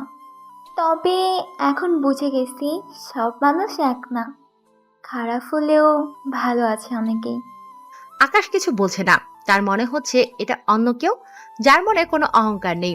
আকাশ নিজের চোখ ও কানকে বিশ্বাস করতে পারছে না। নিজে চলুন, আজকে আপনার বোনের বিয়ে। আর আপনি মন খারাপ করে এখানে দাঁড়িয়ে আছেন। আসুন আমার সাথে। বলে আকাশের হাত ধরে টানতে লাগলো মনিরা। আকাশ মনিরা হাত ধরার দিকে তাকিয়ে আছে। বস, অনেক চেষ্টা করেছি কিন্তু কবির চৌধুরীকে মারতে পারিনি। ভয়ে ভয়ে একটা ছেলে বলল, জাবিরকে। জাবির চেয়ারে বসে হাতে পিস্তল ঘুরাচ্ছে। কবি বলেছেন একবার না পারিলে দেখো শতবার, কিন্তু আফসোস তুই তার জন্য থাকবি না। বলে ডিসকাউ করে লোকটার কপালে গুলি করে দিল। বস, আমাদের মারবেন না। কবি চৌধুরী অনেক চালাক, আমাদের কিছু বুঝতেই দেয়নি। আমরা তোর গাড়িকে ফলো করছিলাম, কিন্তু কোথা থেকে সব অনেকগুলো গাড়ি এলো, 30টার মতো গাড়ি। সব গাড়ি একই মডেলের, একই কালার, কবি চৌধুরীর গাড়ির মতো। এতে করেই ওকে মারতে পারলাম না। তবে বস, সে অনেক ভালো প্ল্যান করেছে, বলতেই হবে। কথা শেষ। আবার ডিসকাউ করে গুলি করে দিল ওই চামচাকে। পিস্তল থেকে ধোঁয়া উঠছে, সেটা জাবির শুকছে আর বলছে, শালা আমার লোক হয়ে আমার শত্রুর প্রশংসা করে। বলে আরো দুটি গুলি করলো ওর গায়ে। আকাশের হাত ধরে টেনে নিয়ে আসছে মনিরা নিচে। ফৌজিয়ার বিদায়ের সময় মামি মনিরা অনেক কান্না করছে, যেন চোখ দিয়ে সাগর বয়ে যাবে। অন্যদিকে রহমত মামা, সে কান্না না করলেও তার কষ্টটা তার চেহারায় ভেসে উঠছে। হয়তো সে ফৌজিয়ার কথা ভেবেই নিজেকে আটকে রেখেছে। আর রিমনকে তো পাওয়াই যাচ্ছে না। আকাশ নিজেকে শক্ত রেখে চারদিকটা সামলাচ্ছে। যদি সবাই ভেঙে পড়ে তাহলে তো মেয়ে বিদায় হবে না। আকাশেরও আজ কষ্ট হচ্ছে, তবে সেগুলো বুকের গহীনে লুকিয়ে রেখেছে, কারণ আকাশ তো ফৌজিয়াকে নিজের বোন মানে। অবশেষে বিদায় হয়ে গেল। রহমত মামা স্তব্ধ, ড্রয়িং রুমে সোফায় বসে আছে। মামি তার কাঁধে মাথা রেখে নিস্তব্ধে চোখের পানি ফেলছে। বড় আব্বু মাথা নিচু করে বসে আছেন। মনিরা আকাশের পাশেই দাঁড়িয়ে আছে। তবে রায়হান চৌধুরী অনেকবার আকাশের সাথে কথা বলার চেষ্টা করেছিল, কিন্তু যখনই সে আকাশের কাছে এসেছে তখনই আকাশ অন্য জায়গায় গিয়ে দাঁড়ায়। রায়হান চৌধুরী হতাশ হয়ে আকাশের দিকে করুণ চোখে তাকিয়েছিল, হয়তো কিছু বলতে চাচ্ছিল। রিমন, কোথায়? ওকে দেখছি না যে। রহমত মামা আশেপাশে তাকিয়ে বলল, মামা ও ছাদে আছে। ও, তা মনিরা মা, তুমি তো বাড়িতে যাবা, তোমাকে এখন। মনিরা আকাশের দিকে এক নজরে তাকালো। রিমন তো এখানে নেই। আকাশ, তুই একটু ওকে দিয়ে আয়। ভাঙা কণ্ঠে মামি বলল। আকাশ মাথা নাড়ালো। আকাশ গাড়ি চালাচ্ছে আর মনিরা তার পাশে বসে আছে। জানেন, একটা বাবার কাছে সব থেকে কষ্টদায়ক মুহূর্ত হলো মেয়ের বিদায়ের সময়। আঙ্কেল নিজেকে অনেক শান্ত রাখার চেষ্টা করেছে, কিন্তু তার চেহারায় ভেসে উঠছিল সে কতটা কষ্ট পাচ্ছে। আকাশ সামনের দিকে তাকিয়ে গাড়ি চালাচ্ছে। তবে আজকে যতটা দুঃখ পেয়েছি তার সমান শান্তিও পেয়েছি। মনকে হালকা করেছি। মনের ভেতরে পুষে রাখা কথাগুলো কারোর সাথে শেয়ার করেছি। জানেন, এই যে ভালোবাসা, প্রেম, মহাব্বত, আমার কোনোদিনই বিশ্বাস ছিল না। সবসময় ছেলেদের থেকে দূরে থেকেছি। জানি না কাকে ভালোবাসা বলে। শুনেছেন তো কি বলেছি আমি? মনিরা আকাশের দিকে তাকিয়ে, ফৌজিয়া বলছিল এটা নাকি একটা ফিলিংস, যে তার কথা ভাবলেই মুখে মুচকি হাসি চলে আসে, চোখ বন্ধ করলেই তার চেহারা চোখের সামনে ভেসে ওঠে। এটা বলে মনিরা একটা নিঃশ্বাস নিল আর বলল, যেদিন আপনার সম্পর্কে সবকিছু জেনেছি সেদিন থেকেই আপনার প্রতি আমার কোনো এক অজানা অনুভূতি সৃষ্টি হয়েছে। সব সময় আপনার কথাই ভাবতে থাকি। কবে যে আপনি আমার এতটা প্রিয় হয়ে গেলেন নিজেও বুঝতে পারিনি। তাই তো সব সময় আপনাকে লুকিয়ে লুকিয়ে দেখি, চোখে চোখে রাখি। যদি এটার নাম ভালোবাসা হয় তাহলে হ্যাঁ, আমি আপনাকে অনেক ভালোবাসি, যার জন্য নিজের সব কিছু ছাড়তে পারি, হোক সেটা জীবন। অনেক ভালোবেসে ফেলেছি আপনাকে। প্লিজ দূরে সরিয়ে দিবেন না, প্লিজ। মনিরার চোখে পানি চিকচিক করছে। আকাশ সবকিছু মনোযোগ দিয়ে শুনছিল। হঠাৎ সে গাড়ি ব্রেক করলো, মনিরার দিকে তাকালো। সরি, আমাকে ক্ষমা করবেন বলে মনিরার মুখে একটা স্প্রে করলো, আর মনিরার চোখের সামনে সব অন্ধকার হয়ে গেল। অজ্ঞান হয়ে আকাশের বুকে ঢলে পড়ল। আজকে সকালে আকাশ তার খবরিকে ফোন দিয়ে গালি দিতে থাকে। সে আরমান আহমেদের খোঁজ এখনো তাকে দেয়নি কেন? লোকটি ভয়ে ভয়ে বলল, স্যার, আমি তো গতকালকে ইমেল করে দিয়েছি সব কিছু। আকাশ এটা শুনে ফোন কেটে দেয় আর ল্যাপটপ অন করে ইমেল চেক করে। সেখানে আরমান আহমেদের বায়োডাটা দেওয়া আছে। আর যখন আকাশ তার পরিবারের লোক দেখে সে তো অবাক হয়ে যায়। আরমান আহমেদের একমাত্র মেয়ে তাইবা মনি, ডাকনাম মনিরা। আকাশ এটা দেখে হেসে ওঠে। সে তার শিকার তো তার পাশেই আছে। মনিরা আকাশের বুকের উপর অজ্ঞান হয়ে পড়ে আছে। আকাশ এক নজরে তার দিকে তাকিয়ে আছে। মনিরার চুলগুলো তার মুখের সামনে চলে এসেছে। এতে আকাশের দেখার সমস্যা হচ্ছে, তাই হাত দিয়ে পরম যত্নে চুলগুলো কানের পিছে কুচি দিল। আমারও ইচ্ছা হয় তোমাকে ভালোবাসতে, নিজের করে নিতে, কিন্তু আমার জীবন তো কোনো দাম নেই। একজনের দয়ায় বেঁচে আছি। তাকে কথা দিয়েছিলাম তার কথা সবসময় শুনবো, তার কথা মতো নিজের লাইফ সাজাবো। এই জন্য তুমি এত কাছে থেকে অনেক দূরে। আমাকে ক্ষমা করে দিও, আমি তোমার যোগ্য না। এই হাত পারে শুধু মানুষ খুন করতে, আদর করতে পারে না। আকাশ ফিসফিস করে বলছে, পাপা তোমার ছেলে চলে এসেছে। জয় জাবিরের একমাত্র ছেলে, দেখতে একেবারে পালোয়ানদের মতো, তবে স্টাইলিশ আছে। জাবির জয়ের দিকে তাকাচ্ছে না। জয় গিয়ে জাবিরের সামনে চলে গেল, তার সামনে বসে। বাবা কথা বলো, দেখো তোমার ছেলে কত বছর পর জেল থেকে চলে এসেছে, আর তুমি। জাবিরের পাশে থাকা একটা লোককে ডাক দিল জয়। লোকটা জয়ের কাছে আসলে জয় তার ঘাড়ে হাত রাখে আর বলে, পাপার কি হয়েছে, কথা বলছে না কেন বলে ওই লোকটাকে মারতে লাগলো। লোকটাকে মেরে আত্মরা করে ফেলেছে জয়। হঠাৎ জাবির বলল, কবির কবির চৌধুরী দেশে এসেছে, আমি ওর লাশ দেখতে চাই শুধু। জয় তার বাবার দিকে তাকালো আর বলল, তোমার কাজ হয়ে যাবে। নিচে পড়ে থাকা লোকটার দিকে তাকিয়ে জয় বলল, সরি ডুড, বাবা কিছু বলছিল না, তাই রাগ হচ্ছিল। উনি তোমার বাবা, তাই ওনাকে কি করে মারি বল, তাই রাগটা তোর উপর ঝাড়লাম। নিচে পড়ে থাকা লোকটার গাল মুখ দিয়ে গড়গড় করে রক্ত বের হচ্ছে, ছটফট করছে। এই এই না না, মরবি না। এই যা, আসতে না আসতে খুনের খাতাটা খুলে ফেললাম। পরের দিন সকালে চোখ মিটমিট করে খুলছে মনিরা। মাথাটা একটু ভারী হয়ে আছে তার। বিছানার উপরে শুয়ে আছে সে। সে আশেপাশে তাকায়, কিন্তু সবকিছুই অপরিচিত। কোথায় আছে সে, আর এটাই বা কার রুম? মুহূর্তেই মনিরার ঘুম ভাবটা চলে যায় আর সে ধরফড়িয়ে উঠে পড়ে। তাড়াতাড়ি উঠে সে দরজার কাছে গিয়ে দরজা খোলার চেষ্টা করে, কিন্তু মনে হচ্ছে বাইরে থেকে বন্ধ। কেউ আছেন? প্লিজ দরজাটা খুলুন। কেউ কি আমার কথা শুনতে পাচ্ছেন? অনেক ডাকাডাকি করলো মনিরা, কিন্তু বাইরে থেকে কোনো আওয়াজ এলো না। তাই সে হতাশ হয়ে দরজার পিঠ থেকে বসে পড়লো আর কালকের কথা ভাবতে লাগলো। গতকালকের কথা মনে পড়তেই মনিরার চোখ ভরে এলো। সে তো এই প্রথম কাউকে ভালোবেসেছিল, প্রথম কাউকে নিয়ে ভাবতে শুরু করেছিল, কিন্তু শুধু ছোট্ট একটা শব্দ সরি, এটাই তার সব স্বপ্ন ভেঙে তছনছ করে দিল। সে ভাবছে ভালোবাসে কষ্ট হয়, এটা তো জানতাম, কিন্তু এতটা যে কষ্ট হবে তা জানা ছিল না।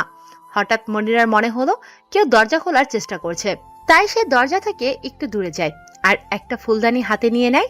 যে আসবে তাকে মেরে পালিয়ে যাবে, এটাই তার ভাবনা। দরজা খুলে একটা ছেলে, বয়স 19 বা 20 ভেতরে এলো। তার সাথে সাথে মনিরা তার মাথায় ফুলদানি দিয়ে বাড়ি দিল। শালা, মেয়েদের কিডন্যাপ করা তোকে আজ। ছেলেটা তো কিছু বলার সুযোগ পাচ্ছে না। মনিরা সমান তালে চর ঘুষি মেরেই যাচ্ছে। ছেলেটা অনেক কষ্টে চিৎকার করে বলল, ভাই বাঁচাও আমারে। মনিরা ছেলেটিকে কেলিয়ে যাচ্ছে, আরো অনেক গালি দিচ্ছে। হঠাৎ কেউ এসে মনিরার মাজা ধরে উঁচু করলো। মনিরা হাত পা ছোড়াছড়ি করছে।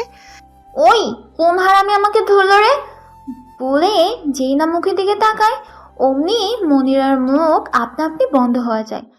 একজোড়া চোখ আগুনমুখী হয়ে তার দিকে তাকিয়ে আছে। আকাশ মনিরাকে নিচে নামালো। রাজু তুই নিচে যা, শান্তভাবে বলল আকাশ। রাজু মনিরার পাশে দিয়ে যাওয়ার সময় বলে, পেতনি তোকে আমি দেখে নেব। মনিরা তো আকাশের দিকে তাকিয়ে আছে, কারণ আকাশকে এখন অন্যরকম লাগছে দেখতে। কেন সেটা বললে ভাই চাকরি থাকবে না। ওই মেয়ে তোমার সমস্যা কি? হ্যাঁ, ওকে ওভাবে মারছিলে কেন? আকাশ কড়াভাবে বলল, না মানে এটাই নাকি ভেতরে সেক্স পে। হোয়াট? আকাশ একটু জোরে বলল, না মানে আমাকে কিডন্যাপ করেছে। ওকে কি করে ছেড়ে দিই? কিডন্যাপও করেনি, আমি করেছি। কেন এত কষ্ট করতে গেলেন? আমাকে বলে দিলেই তো আমি আপনার সব কথা মানতাম। শাট আপ, তুমি এত কথা বলো কেন? হ্যাঁ, আকাশ রেগে একটা ফোন এগিয়ে দিয়ে বলল, তোমার বাবাকে কল করো। না, আমি এখন আমাদের ব্যাপারে পাপাকে কিছুই বলতে পারবো না, কারণ আমি তো এখনো শিওর হতে পারিনি। ওই তোকে ফোন দিতে বলছি না। মনিরা ভয় পেয়ে ওর বাবাকে ফোন দেয় আর করুণ সুরে বলে, পাপা। রাত থেকে মনিরা সহ আকাশের খোঁজ পাওয়া যাচ্ছে না। সবাই তো পাগলের মতো খোঁজাখুঁজি শুরু করে দিয়েছে, কিন্তু কবির খান নিশ্চিন্তায় বসে আছে আর সবাইকে বলছে টেনশন না নিতে। অন্যদিকে আরমান আহমেদ, মনিরার বাবা, মেয়ে নিখোঁজ খবরটা শুনে পাগল প্রায় হয়ে গেছে। শহরের এমন কোনো জায়গা বাদ দেয়নি সে খোঁজেনি। এমনি করে খুঁজতে খুঁজতে রাত পেরিয়ে দিন হয়ে গেল। হঠাৎ তার ফোন বেজে ওঠায় সে তাড়াতাড়ি রিসিভ করলো, আর যখন নিজের মেয়ের কণ্ঠটা শুনলো তখন একটু হলেও জানে পানি এসেছে। Hello papa. মণিমা, তুই ঠিক আছিস তো? তোর কণ্ঠ এমন লাগছে কেন? খপ করে আকাশ মনিরার কাছ থেকে ফোনটা কেড়ে নেয়। তো কেমন আছেন মিস্টার আরমান আহমেদ? এমন কথা শুনে আরমান আহমেদ একটু ভয় পেয়ে যায়। আপনি কে, আর আমার মেয়ে কোথায়?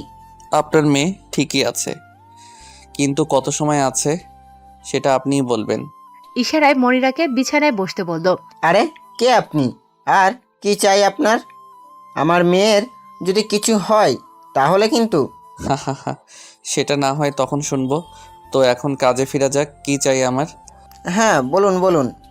আমার কিছু চাই না, তবে রায়হান খানের কাছ থেকে ছিনিয়ে নেওয়া শেয়ার এবং আপনি যে অপমান করেছিলেন তার জন্য ক্ষমা চাইবেন, ব্যাস। আমি এখনই করছি। আমার মেয়ের কোনো ক্ষতি করবেন না প্লিজ। আপনি আপনার কাজ করুন বলে ফোন কেটে দিলাম। মনিরা আকাশের দিকে তাকিয়ে আছে। আকাশ মনিরার কাছে একটা চেয়ার নিয়ে বসলো। দেখো, তোমার সাথে বা তোমার বাবার সাথে কোনো শত্রুতা নেই, কিন্তু তোমার বাবা আমার কোনো পরিচিত একজনের সাথে অনেক বড় অন্যায় করেছে, আর আমি অন্যায় পছন্দ করি না, তাই আমাকে এটা করতে হলো। তোমাকে কষ্ট দিয়ে ফেললে সরি। মনিরা মাথা নিচু করে শুনছিল। অন্যায় সহ্য করেন না, কিন্তু নিজে এত বড় অন্যায় করেও দিব্যি ভালো আছেন। আকাশ মনিরার দিকে তাকায়। একজনকে কষ্ট দেওয়া কি অন্যায় না? মনের কথা মনের মধ্যে লুকিয়ে রাখা কি অন্যায় না? আমি জানি আপনি আমাকে পছন্দ করেন। সবার ভিড়ে আমার চোখ যেমনে আপনাকে খোঁজ করে, তেমনি আপনার চোখও আমাকে খোঁজ করে, আর এটা আমি দেখেছি। তাহলে কেন আমাকে দূরে সরিয়ে দিচ্ছেন? কেন কষ্ট দিচ্ছেন আমাকে? মনিরা আকাশের হুড়িটা ধরে বলল। আকাশ মনিরার কথা শুনে একটু হাসলো। আমাকে তুমি চিনো কতটুকু? তুমি কি জানো আমি কি কাজ করি? দেখো, আমি চাইলেও তোমাকে নিজের করতে পারবো না। আমার এই অনিশ্চিত জীবনে যখন তখন আমার মৃত্যু আমাকে ডাক দিতে পারে। মনিরা চোখে পানি নিয়ে বলল। হোক না মৃত্যু কাছে, হোক না অনিশ্চিত জীবন, কিন্তু যতদিন আছেন ততটুকু সময় আমাকে দিন। আকাশ মনিরার দিকে একটু তাকিয়ে, মনিরার চোখ দুটি লাল হয়ে গেছে, সাথে নাকের আগাও যেন অন্যরকম সুন্দরী লাগছে ওকে। আকাশ দুই হাত দিয়ে মনিরার দুই গাল ধরলো। আকাশের ছোঁয়া পেয়ে মনিরার চোখ বন্ধ করে নিল। দু চোখ পানি পরম যত্নে মুছে দিয়ে উঠে ঘর থেকে বের হয়ে গেল। মনিরার প্রচুর ক্ষুধা লেগেছে, কিন্তু কি খাবে? মনে মনে আকাশকে গালাগালি দিচ্ছে। রাক্ষস গুন্ডা, নিজে তো পেট ভরে নিয়েছে, একটা বাচ্চা মেয়ে যে না খেয়ে বসে আছে সেটার খবর কি তার আছে? হঠাৎ দরজা একবার নক করে ভিতরে ঢুকলো রাজু। রাজুকে দেখতে একেবারে অপু ভাইয়ের কপি। বডির দিক থেকে যেন ফুদিরেই উড়ে যাবে। মনিরা ওর দিকে তাকিয়ে ভ্রু না যায়, এটা দেখে রাজুও ভ্রু না যায়। ওই কি? মনিরা উঠে দাঁড়ায়। এটা দেখে ভয়ে রাজু দরজার পেছনে চলে যায়, আর ওখান থেকে মুখ বাড়িয়ে বলে, মিস পেতনি, আপনাকে ভাই খেতে ডাকছে। অন্যদিকে গাড়ি চলছে তার আপন গতিতে। মনিরা বাইরের দিকে তাকিয়ে কথা বলেই যাচ্ছে, কোনো থামার নাম নেই। আচ্ছা, আমাকে কি এখন বাড়ি নিয়ে যাবেন? আমি এখন বাড়ি যাব না, চলেন অন্য কোথাও যাই বেড়াতে। জানেন, বেড়াতে আমার অনেক ভালো লাগে। জানেন একবার কি হয়েছে? আমি আমার বন্ধুদের সাথে। ওই মাইয়া, তুই কি থামবি? এমনিতেই কিন্তু মাথা গরম আছে, তার উপর তুই সেই সকাল থেকেই মাথা খেয়েই যাচ্ছিস, আর একটা কথা বললে না খবর আছে। আকাশ ধমক দিয়ে বলল। আপনি আমাকে ধমকাচ্ছেন কেন? জানেন আমার পাপা আমাকে এমন করে বলে না। আমিও আপনার ধমকের প্রতিবাদ করতে পারতাম, বেঁচে গেলাম। আপনাকে একটু ভালোবাসি বলে, তা না হয় দেখিয়ে দিতাম তাই বা মনি ওরফে মনিরা কি জিনিস। আকাশের হাসিও পাচ্ছে, আবার রাগও হচ্ছে। মনে মনে ভাবছে যে করেই হোক কথা বন্ধ করতে হবে। তাই আকাশ গাড়ি থামিয়ে মনিরার দিকে তাকালো। আকাশ মনিরার দিকে তাকালো। এবার হয়েছে। মনিরার হাত বাঁধা পেছন দিক করে মুখে টেপ মারা, তাই সে করেই যাচ্ছে। আকাশ মনিরার চেহারা দেখে ক্লোজ আপ হাসি দিল। সকালে খাওয়ার টেবিলে মনিরা রাজুর মধ্যে অনেক লড়াই হয়েছে। রাজু আকাশের ছোট ভাইয়ের মতো, সে অনাথ, দুনিয়ায় কেউ নেই তার।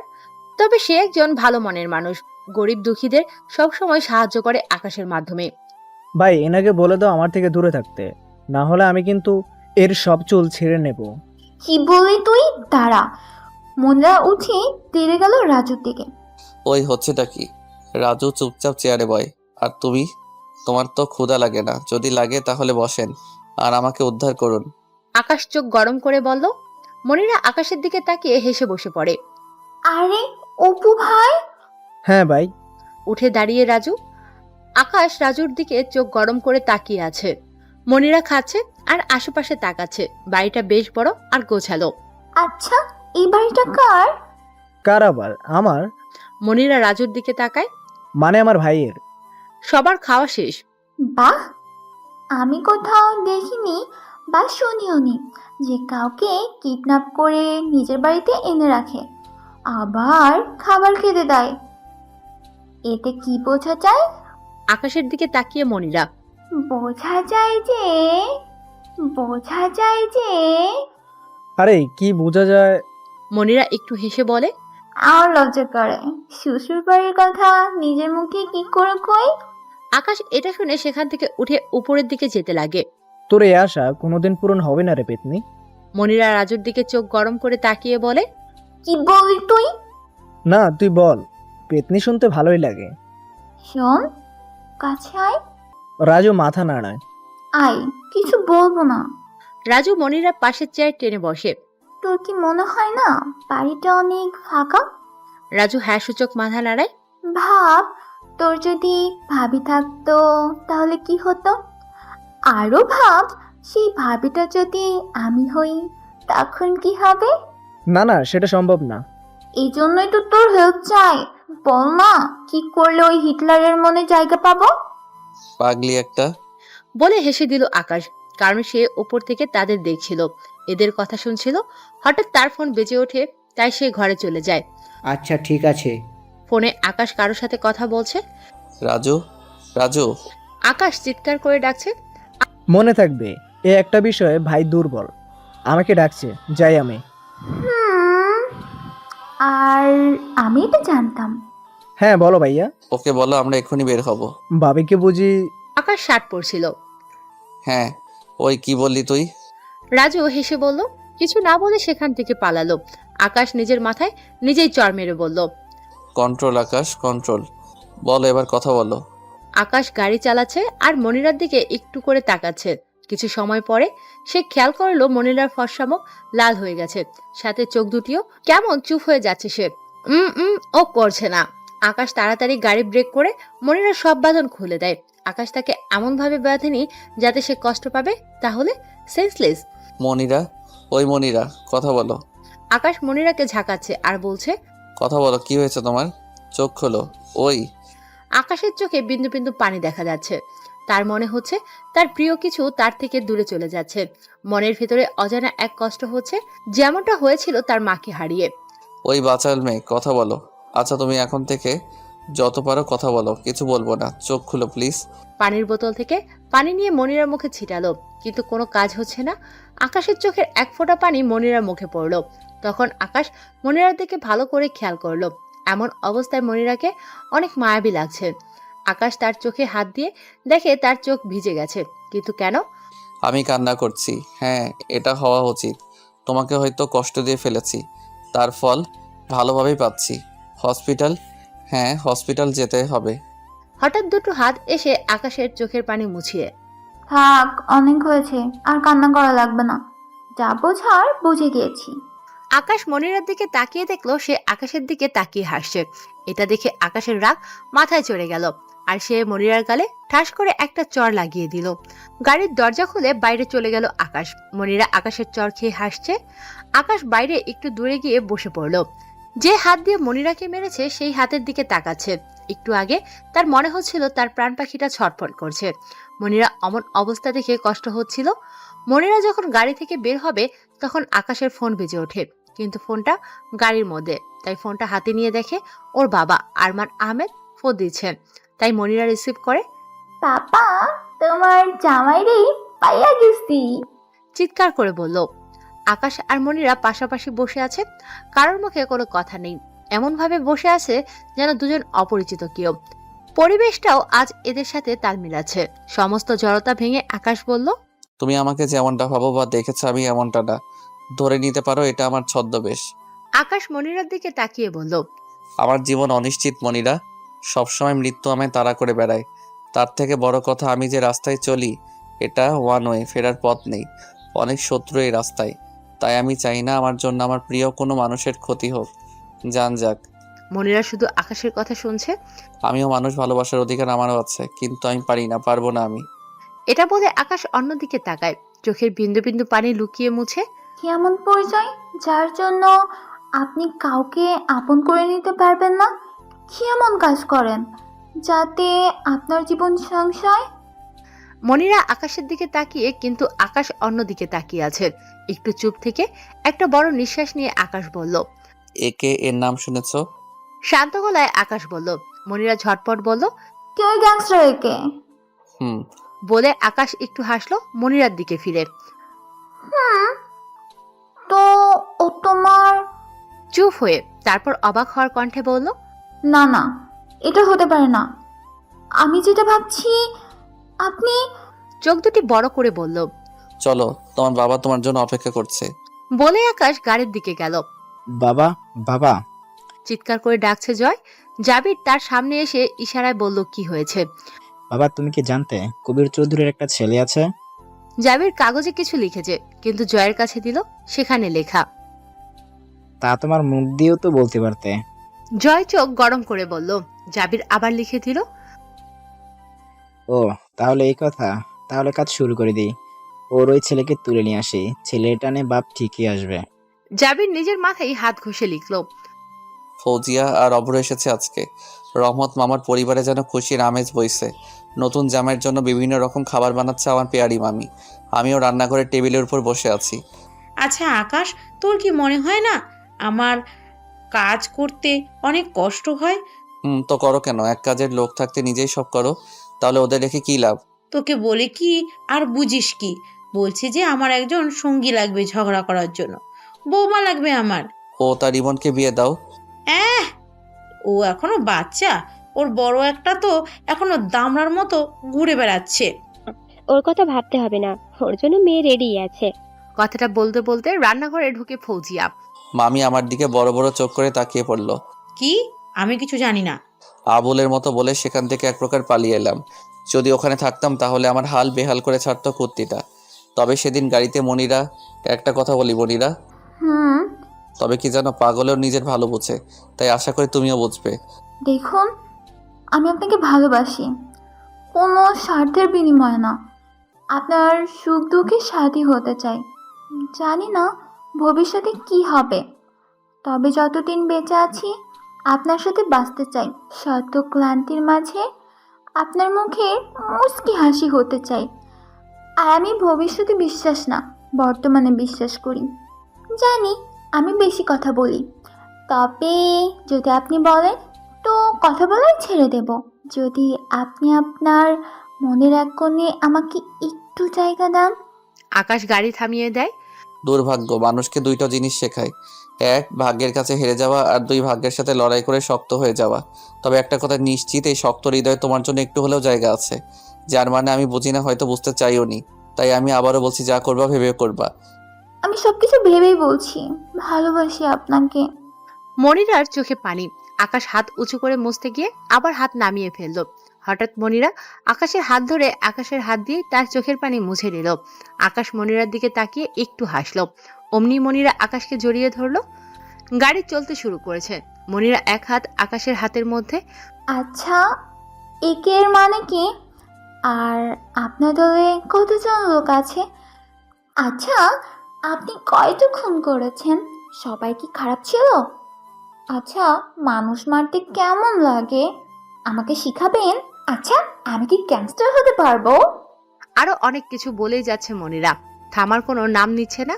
আকাশ মনে মনে নিজেকেই গালি দিচ্ছে। এখন তাই এরপরে কি হবে ভেবেই নিজেকে ঠুস করে গুলি মারতে ইচ্ছে করছে। কি গো নতুন জামাই, কেমন আছো? ভ্রু নাচিয়ে আকাশ বলল। তোমার বোন যেমনটা রাখছে। হেসে অভ্র বলল। তখন রিমন আকাশ আকাশ বলে চিৎকার করে সিঁড়ি দিয়ে নিচে নামছে। উপর থেকে এসে বলল, চল আমার সাথে। যাবো, কিন্তু কোথায়? আমিও যাব। দুলাভাই আপনি? আচ্ছা চলেন। কিন্তু কোথায়? চল, গেলেই দেখতে পারবি। বাবা তুমি টেনশন নিও না, আমার লোকেরা গেছে কবির চৌধুরীর ছেলেকে কিডন্যাপ করতে। তুমি শুধু দেখো আগে আগে হতা হ্যায় কিয়া। হ্যালো মনি, তুই কোথায়? আরে ইয়ার, 5 মিনিটে চলে আসছি। ওকে, তাড়াতাড়ি আয়। বলে ফোন কেটে দিল ফৌজিয়া। কিছু সময় পরে মনিরা চলে এলো। কথা বলছে মনিরার সাথে, কিন্তু তার চোখ অন্য কিছু খুঁজছে। কিরে, তোকে এমন বিচলিত দেখাচ্ছে কেন? কি হয়েছে? না কিছু না। তা বাড়িতে কাউকে দেখছি না, সবাই কোথায়? ফৌজিয়া একটু হেসে বলল, তুই যাকে খুঁজছিস সে একটু আগেই বাইরে গেল। মনিরা মুখ কালো করে বলল, ও এই এই, আমি আবার কাকে খোঁজ করছি? হ্যাঁ, কি বলস তুই এসব? না, আমি আবার কখন কি বললাম? বাদ দে, বল কেমন কাটলো তোর? আকাশ, রিমন আর অভ্র গাড়ি থেকে বের হলো। তারা একটা হসপিটালের সামনে দাঁড়িয়ে আছে। এখানে কি রে রিমন, কারোর কি কিছু হয়েছে? হ্যাঁ, আমারও সেম কোশ্চেন। ভিতরে গেলে সব বুঝতে পারবি। চল দুলাভাই আসেন। বলে হাত ধরে টেনে নিয়ে যাচ্ছিল রিমন আকাশকে। কিন্তু হসপিটালে যেতেই অবাক, আমাদের বডিগার্ডরা এখানে কেন? তার মানে বড় আব্বু না, এটা হতে পারে না, উনি ঠিক আছে। কিছু দূর যেতেই দেখি বড় আব্বু একটা ডক্টরের সাথে কথা বলছে। ওনার সাথে আরও একজন দাঁড়িয়ে আছে, কালো শার্ট পরিহিত। বড় আব্বু সুস্থ দেখে মনে হচ্ছে আমার উপর থেকে বড় একটা পাথর সরে গেল। টেনশন হচ্ছিল ওনাকে নিয়ে, কিন্তু ওনার সাথে যিনি দাঁড়িয়ে আছে ওনাকে বড্ড চেনা লাগছে, মনে হচ্ছে অনেক কাছের কেউ। আমার বুকের ভেতর ধুকধুক করছে। ডক্টরের সাথে কথা বলার শেষে যখন তিনি একটু ঘুরল, তখন তার চেহারাটা স্পষ্ট দেখা গেল। আর তাকে দেখে যেন আমি জমে গেছি। বুকের ভেতর ধুকধুকটা অনেক বেড়ে গেল তার মলিন হয়ে যাওয়া চেহারাটা দেখে। কারণ সে আর কেউ নয়, আমারই আব্বু রায়হান চৌধুরী। দেখে মনে হচ্ছে তিনি অনেক টেনশনে আছে। হঠাৎ কিছুর সাথে ধাক্কা লাগাই পড়ে গেলাম নিচে। অভ্র তার ফুপাকে এখানে দেখে অবাক হয়, তাই ছুটে যাওয়ার সময় আকাশের সাথে একটু ধাক্কা লাগে। আকাশ নিচে পড়ে যাওয়ায় কবির চৌধুরী সহ রায়হান খানের নজর পড়ে আকাশের দিকে। কবির চৌধুরী আকাশকে দেখে আকাশের কাছে আসে, কিন্তু রায়হান খান সেখানেই দাঁড়িয়ে আকাশের দিকে করুণ চোখে তাকিয়ে আছে। আকাশও তার দিকে তাকিয়ে আছে। আজ তার চোখে অনেক কষ্ট দেখা যাচ্ছে। এই কষ্টটা কিসের? একজন বাবা ছেলে হারানোর কষ্ট, নাকি অন্য কোনো কারণ? তবে আকাশের আজ ওই মুখখানার উপরে অনেক মায়া হচ্ছে। আমরা সাধারণত তাদের উপর রাগ দেখাই, অভিমান করি যারা আমাদের সব থেকে কাছের হয়। আকাশেরও হয়তো এটাই কারণ। আকাশ, তোর মা অনেক অসুস্থ। আরে মনিরা মা, কখন আসছো? এই তো আন্টি, মাত্র আসলাম। ফৌজিয়া ওর মায়ের দিকে তাকিয়ে একটু ইশারা করলো। মনিরা, জানিস আমার তো বিয়ে হয়ে গেল, এবার আকাশের পালা। ওর জন্য মেয়ে ঠিক করাও আছে, ওর বাবার বন্ধুর মেয়ে। মনিরা এটা শুনে বসা থেকে দাঁড়িয়ে গেল। কি? না, এটা হতে পারে না। কেন হতে পারে না? মেয়েটাকে আকাশের পছন্দ। কি বাজে কথা বলতেছিস? মনিরা কাঁদো কাঁদো কণ্ঠে বলল, হ্যাঁ, কালকে নাকি মেয়ে ফাইনাল করেছে। আকাশ বলেছে মেয়েটাকে নাকি ওর খুব পছন্দ হয়েছে। ও ভালো। নরম সুরে বলল। মনিরার চোখে পানি, সে এটা লুকাতে চাচ্ছে। এখানে একটু সময় থাকলে সে এটা ধরে রাখতে পারবে না। আচ্ছা, আমার একটা ইম্পর্টেন্ট কাজ আছে, আমি আজকে চাই। বলে যেতে লাগলো। আরে মেয়েটার পিক তো দেখে যা। ফৌজিয়া মনিরার হাত ধরে বলল। মনিরা কিছু বলছে না, ফৌজিয়ার দিকেও তাকাচ্ছে না। ফৌজিয়া নিজের ফোন থেকে মনিরার একটা পিক বের করলো আর বলল, এই দেখ, বল মেয়েটা কেমন কেমন মানাবে ওদের। মনিরা ফটোটা দেখেই বলল, অনেক সুন্দর, ভালোই মানাবে। আরে আগে তো দেখ। তখন মনিরা ফৌজিয়ার দিকে তাকায়। মনিরার চোখ দুটি লাল হয়ে গেছে, সাথে ফেসটাও, চোখ দিয়ে অনবরত পানি পড়ছেই। মনিরা তখন ফটোটার দিকে তাকায়, সাথে সাথে সে শক খায়। মনিরা একবার মামি একবার ফৌজিয়ার দিকে তাকায়, দেখে তারা দুজনেই হাসছে। ভালোবাসিস আমার ভাইটাকে? অনেক, নিজের থেকেও বেশি। ফৌজিয়াকে জড়িয়ে ধরলো। তুইও পারিস বটে, মেয়েটাকে শুধু শুধু কাঁদালি। আকাশের পা তার কাছে আজ অনেক ভারী মনে হচ্ছে। যেন তার পথ এগোচ্ছে না। সামনে যেতেই সে দেখে একটা কেবিন রায়হান খান জাহানারা বেগমের হাত ধরে বসে আছে, মুখে অক্সিজেন মাস্ক পরানো। তার ব্রেন টিউমার হয়েছে, অপারেশন করলে বাঁচার সম্ভাবনা 10%। ওনাকে এমন ভাবে দেখে যেন আকাশের অনেক কষ্ট হচ্ছে। হবেই তো, একসময় আম্মু বলে ডাকতো যে তাকে। রায়হান খান বেরিয়ে এলো রুম থেকে, আকাশের সামনে এসে দাঁড়ালো। যদি কোনোদিন আমাকে বাবা মনে করে থাকিস তাহলে একবার তোর মায়ের সাথে কথা বলে নে। জানি না এরপরে কি হবে। আমার ব্যাপারে আমি কিছু বলতে চাই না। আমি জানি আমি যে অপরাধ করেছি তার কোনো ক্ষমা নেই। চোখে পানি নিয়ে রায়হান খান বলল। আকাশ কবির খানের দিকে একবার তাকালো। সে যেতে বলল। দরজা খুলে আকাশ কেবিনে প্রবেশ করলো। অনেক শুকিয়ে গেছেন তিনি। বিয়ের দিনই আকাশ খেয়াল করেছিল কেবিনে শুধু আকাশ আর জাহানারা বেগম। জাহানারা বেগম হাতের ইশারায় আকাশকে কাছে ডাকলো। আকাশ তার পাশের চেয়ারে গিয়ে বসলো, মুখের মাস্ক খুলে বলল, ওই কেমন আছস? আমি কিন্তু অনেক ভালো আছি। তার চোখের পানি দুই পাশ দিয়ে গড়িয়ে পড়ছে। জানিস, তুই থাকতে তোর মর্ম আমি বুঝিনি। ভেবেছিলাম তোকে তাড়াতে পারলে আমি শান্তিতে থাকতে পারবো। তুই যেদিন চলে গিয়েছিলি না, ওই দিন অনেক খুশি হয়েছিলাম রে। কিন্তু একদিক থেকে মন খারাপ ছিল, কারণ এবার আমি কার উপর অত্যাচার করব, কার সাথে রাগারাগি করে আমার সময় কাটবে। তুই কি ওই সময় খেয়াল করেছিলি? আমি সব সময় তোর পেছনে লেগে থাকতাম, কথা শোনাতাম। হ্যাঁ, আমি তোকে ভালো মুখ দিতাম না, এটা আমার দোষ ছিল, আমি মানছি। কিন্তু তোকে হারিয়ে আমি বুঝেছি তুই আমার জন্য কি ছিলি। তুই চলে যাওয়ার পরে তোর কথা অনেক করে মনে পড়তে থাকে। নিজেকে অনেক ছোট মনে হচ্ছিল ওই সময়। সব সময় তোর কথা ভেবে চোখের পানি ফেলতাম। তোর আব্বুকে শুধু বলতাম তোকে এনে দিতে, কিন্তু তুই তো, তোর কথা ভেবে আমি কোনো বাচ্চা নিইনি, কারণ তখন তুই আমার সন্তান হয়ে গিয়েছিলি। তখন তুই প্রথম যে আমাকে আম্মু বলতো। যেদিন তোকে বিয়েতে দেখেছি ওই দিন আমি তোর সাথে কথা বলতে চেয়েছিলাম, কিন্তু নিয়তির কি বিধান, ওই সময় আমার মাথা ব্যথা শুরু করে। আমাকে একটা রুমে নিয়ে যায়। ডাক্তার বলেছিল বেশি চিন্তা না করতে, না হলে নাকি আমার সমস্যা হবে। কিন্তু আমি যা করেছি এটা সব সময় আমার মাথায় থাকে। কি করে ভুলি বল? আমি যে অপরাধ করেছি এটা তার কাছে অনেক নগণ্য। আকাশ মাথা নিচু করে বসে আছে। আমি তোর কাছে ক্ষমা চাচ্ছি না, কারণ আমি জানি আমি যে করেছি এটার ক্ষমার অযোগ্য।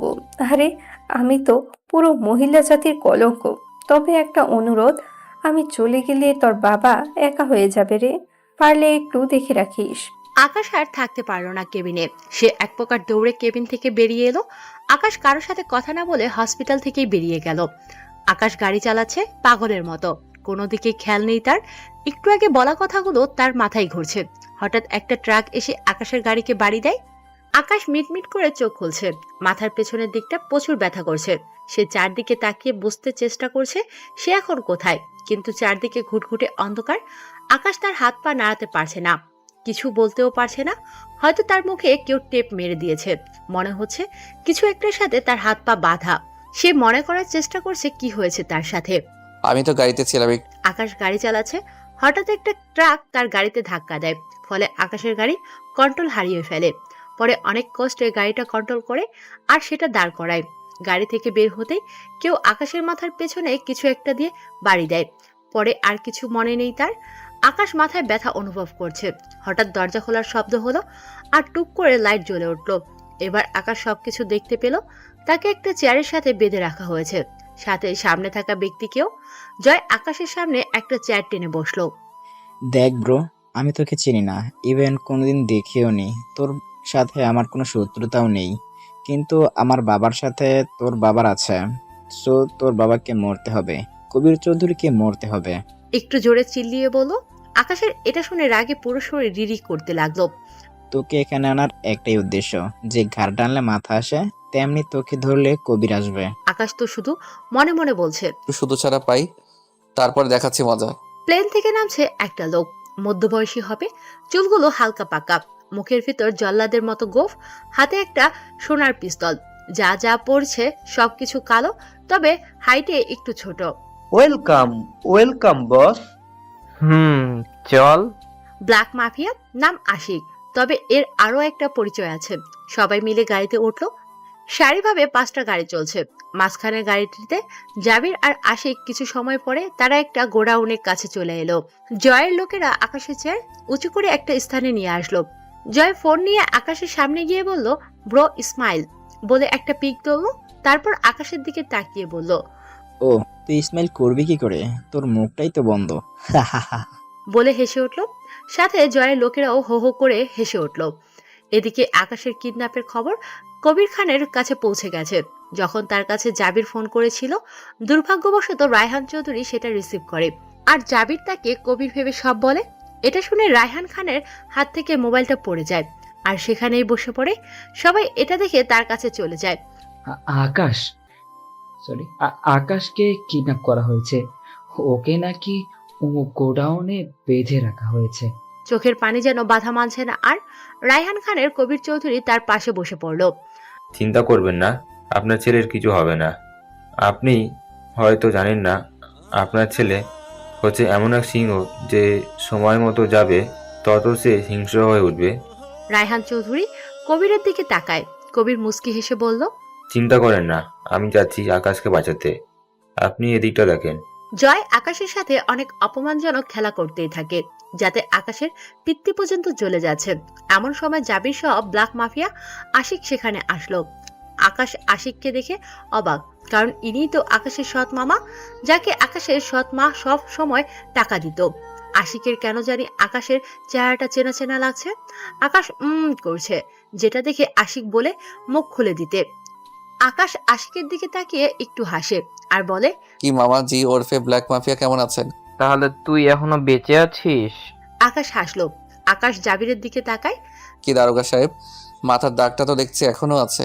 জাবির সাথে সাথে তার মাথায় দাগের উপর হাত দেয়। হঠাৎ জয় টুস করে একটা ঘুষি মেরে দেয় আকাশের মুখে। আমার বাবাকে মেরেছিলি, তার মানে তুই সেই যার জন্য সে চাকরি হারিয়েছে? বলে আরো একটা ঘুষি মারলো। আকাশের মুখে হাসি, মুখ দিয়ে রক্ত বের হচ্ছে। আরে আস্তে আস্তে, আমার ভাগনা হয়, তাই একটু কম কষ্ট দিয়ে মেরো। আর আমার ডিল কোথায় মিস্টার জাবির? ওকে ছেড়ে দাও, আমি এসেছি। দরজা দিয়ে আস্তে আস্তে বলল কবির। বাহ, নাম নিতে না নিতেই বান্দা হাজির। আশিক অন্যদিকে ফিরে আছে। কবির তার চেহারা দেখতে পায়নি এখনো। আশিক পকেট থেকে একটা পেপার বের করে জাবিরকে ধরিয়ে দিল। কবির কিছু না পড়েই সই করে দিল। তখন আশিক কবির চৌধুরীর দিকে ফিরল, আর কবির সেটা দেখে রাগে চোখ দিয়ে আগুন বের হতে লাগলো। কারণ এ যে কবির চৌধুরীর পরিবারকে মেরেছিল। কবির চৌধুরী আশিকের দিকে ছুটে যেতে লাগলে আশিক কবির চৌধুরীকে বুকে একটা লাথি মারে। সে ছিটকে গিয়ে পড়ে কিছুটা দূরে। আকাশ এই বলে একটা চিৎকার করে ওঠে। এটা দেখে জয় আকাশকে মারতে থাকে। ওদিকে আশিক কবির খানকে মারছে। লজ্জা করে না, লজ্জা করে না এতগুলো মানুষ হয়ে আমাকে এভাবে বেঁধে মারতে? ভয়বাস নাকি যে আমি একাই তোদের সবাইকে মেরে দিব? হিতু শালা। আকাশের মুখের অনেক অংশ দিয়ে রক্ত বের হচ্ছে। না, তুই ওর কথা শুনবি না, এটা ওর কোনো চাল। জয় ইশারা করলো আকাশকে খুলে দিতে। জয় কবির চৌধুরীর সামনে গেল। তার হাতে একটা ছুরি। এখান থেকে হসপিটাল 10 মিনিটের পথ। কুস করে কবির চৌধুরীর হাত ধরে হাতের শিরাটা কেটে দিল। পারলে তোর বাবাকে বাঁচিয়ে দেখা, 15 মিনিটেই শেষ। আকাশ যেন স্থির হয়ে গেছে। কবির চৌধুরী তেমন নড়াচড়া করছে না, তবে শ্বাস এখনো আছে। দুজন ছেলে আকাশকে মারতে আসে। হাতে ধারালো অস্ত্র। আকাশ একটার বুকে ঘুষি মারলো, অন্যটার গলায়। দুটোই শেষ জায়গায়। জয় এটা দেখে অবাক। হঠাৎ করেই ঝড়ের বেগে আকাশ জয়ের সামনে চলে আসলো। আমার কাছে সময় আছে, কিন্তু তোর কাছে তো একটু সময় নেই। আকাশ তার হাতে থাকা ছুরিটার দিকে তাকিয়ে বলল। ছুরি থেকে টপ টপ করে রক্ত পড়ছে। জয় তার বাবার দিকে তাকালো। সে ঢলে পড়ছে। জয় ছুটে গেল জাবিরের কাছে। সে দেখে তার বাবার গলায় আকাশ ছুরি চালিয়ে দিছে। সামনে তাকিয়ে দেখে আশিকও পড়ে আছে মাটিতে। তার শরীর থেকে রক্তের বন্যা বের হচ্ছে। আকাশ ওই দুটো ছেলেকে মারার পরে ওদের অস্ত্র নিয়ে ছুটে আশিক আর জাবিরের গলায় চালিয়ে দেয়। সাথে আরো অনেকজনকে মেরেছে। জয় তার বাবাকে ধরে চিৎকার করে ওঠে আর আকাশের দিকে ছুটে আসে আকাশকে ঘুষি মারবে। তখন আকাশ সরে গিয়ে জয়কে জড়িয়ে ধরে। জয়ের চোখ বড় বড় হয়ে গেছে। আমাকে মাফ করে দিস। আর হ্যাঁ, আমি কিন্তু ভূত ভয় পাই, তাই আমার পিছে যেন পড়িস না। বলে আকাশ জয়কে ছেড়ে দিল। জয় দেখলো তার বুকে ছুরি ঢোকানো। আকাশ তাড়াতাড়ি তার বড় আব্বুকে নিয়ে সেখান থেকে বেরিয়ে যায় হসপিটালের উদ্দেশ্যে। 3 মাস পর। আকাশ, ওই আকাশ, ও আজকে তোর বিয়ে আর তুই পড়ে পড়ে ঘুমাচ্ছিস? ও যাও তো আম্মু, আমি আজ বিয়ে করব না। ওই কি বললি? কি বললো? এই না না না, তখন আমি বুঝলাম কি বলে ফেলেছি। ইস, জাহানার বেগম, আমার আম্মু তার অপারেশন সাকসেসফুল হয় আর এখন আমরা একসাথে থাকি। ও হ্যাঁ, আজ আমার বিয়ে মনিরার সাথে। আমাদের জন্য সবাই দোয়া করবেন। তবে কেউ জানে না আমি কে। আর ওই দিনের পর থেকে দেশের প্রায় সবাই একে নামকে বাঘের মতো ভয় পায়।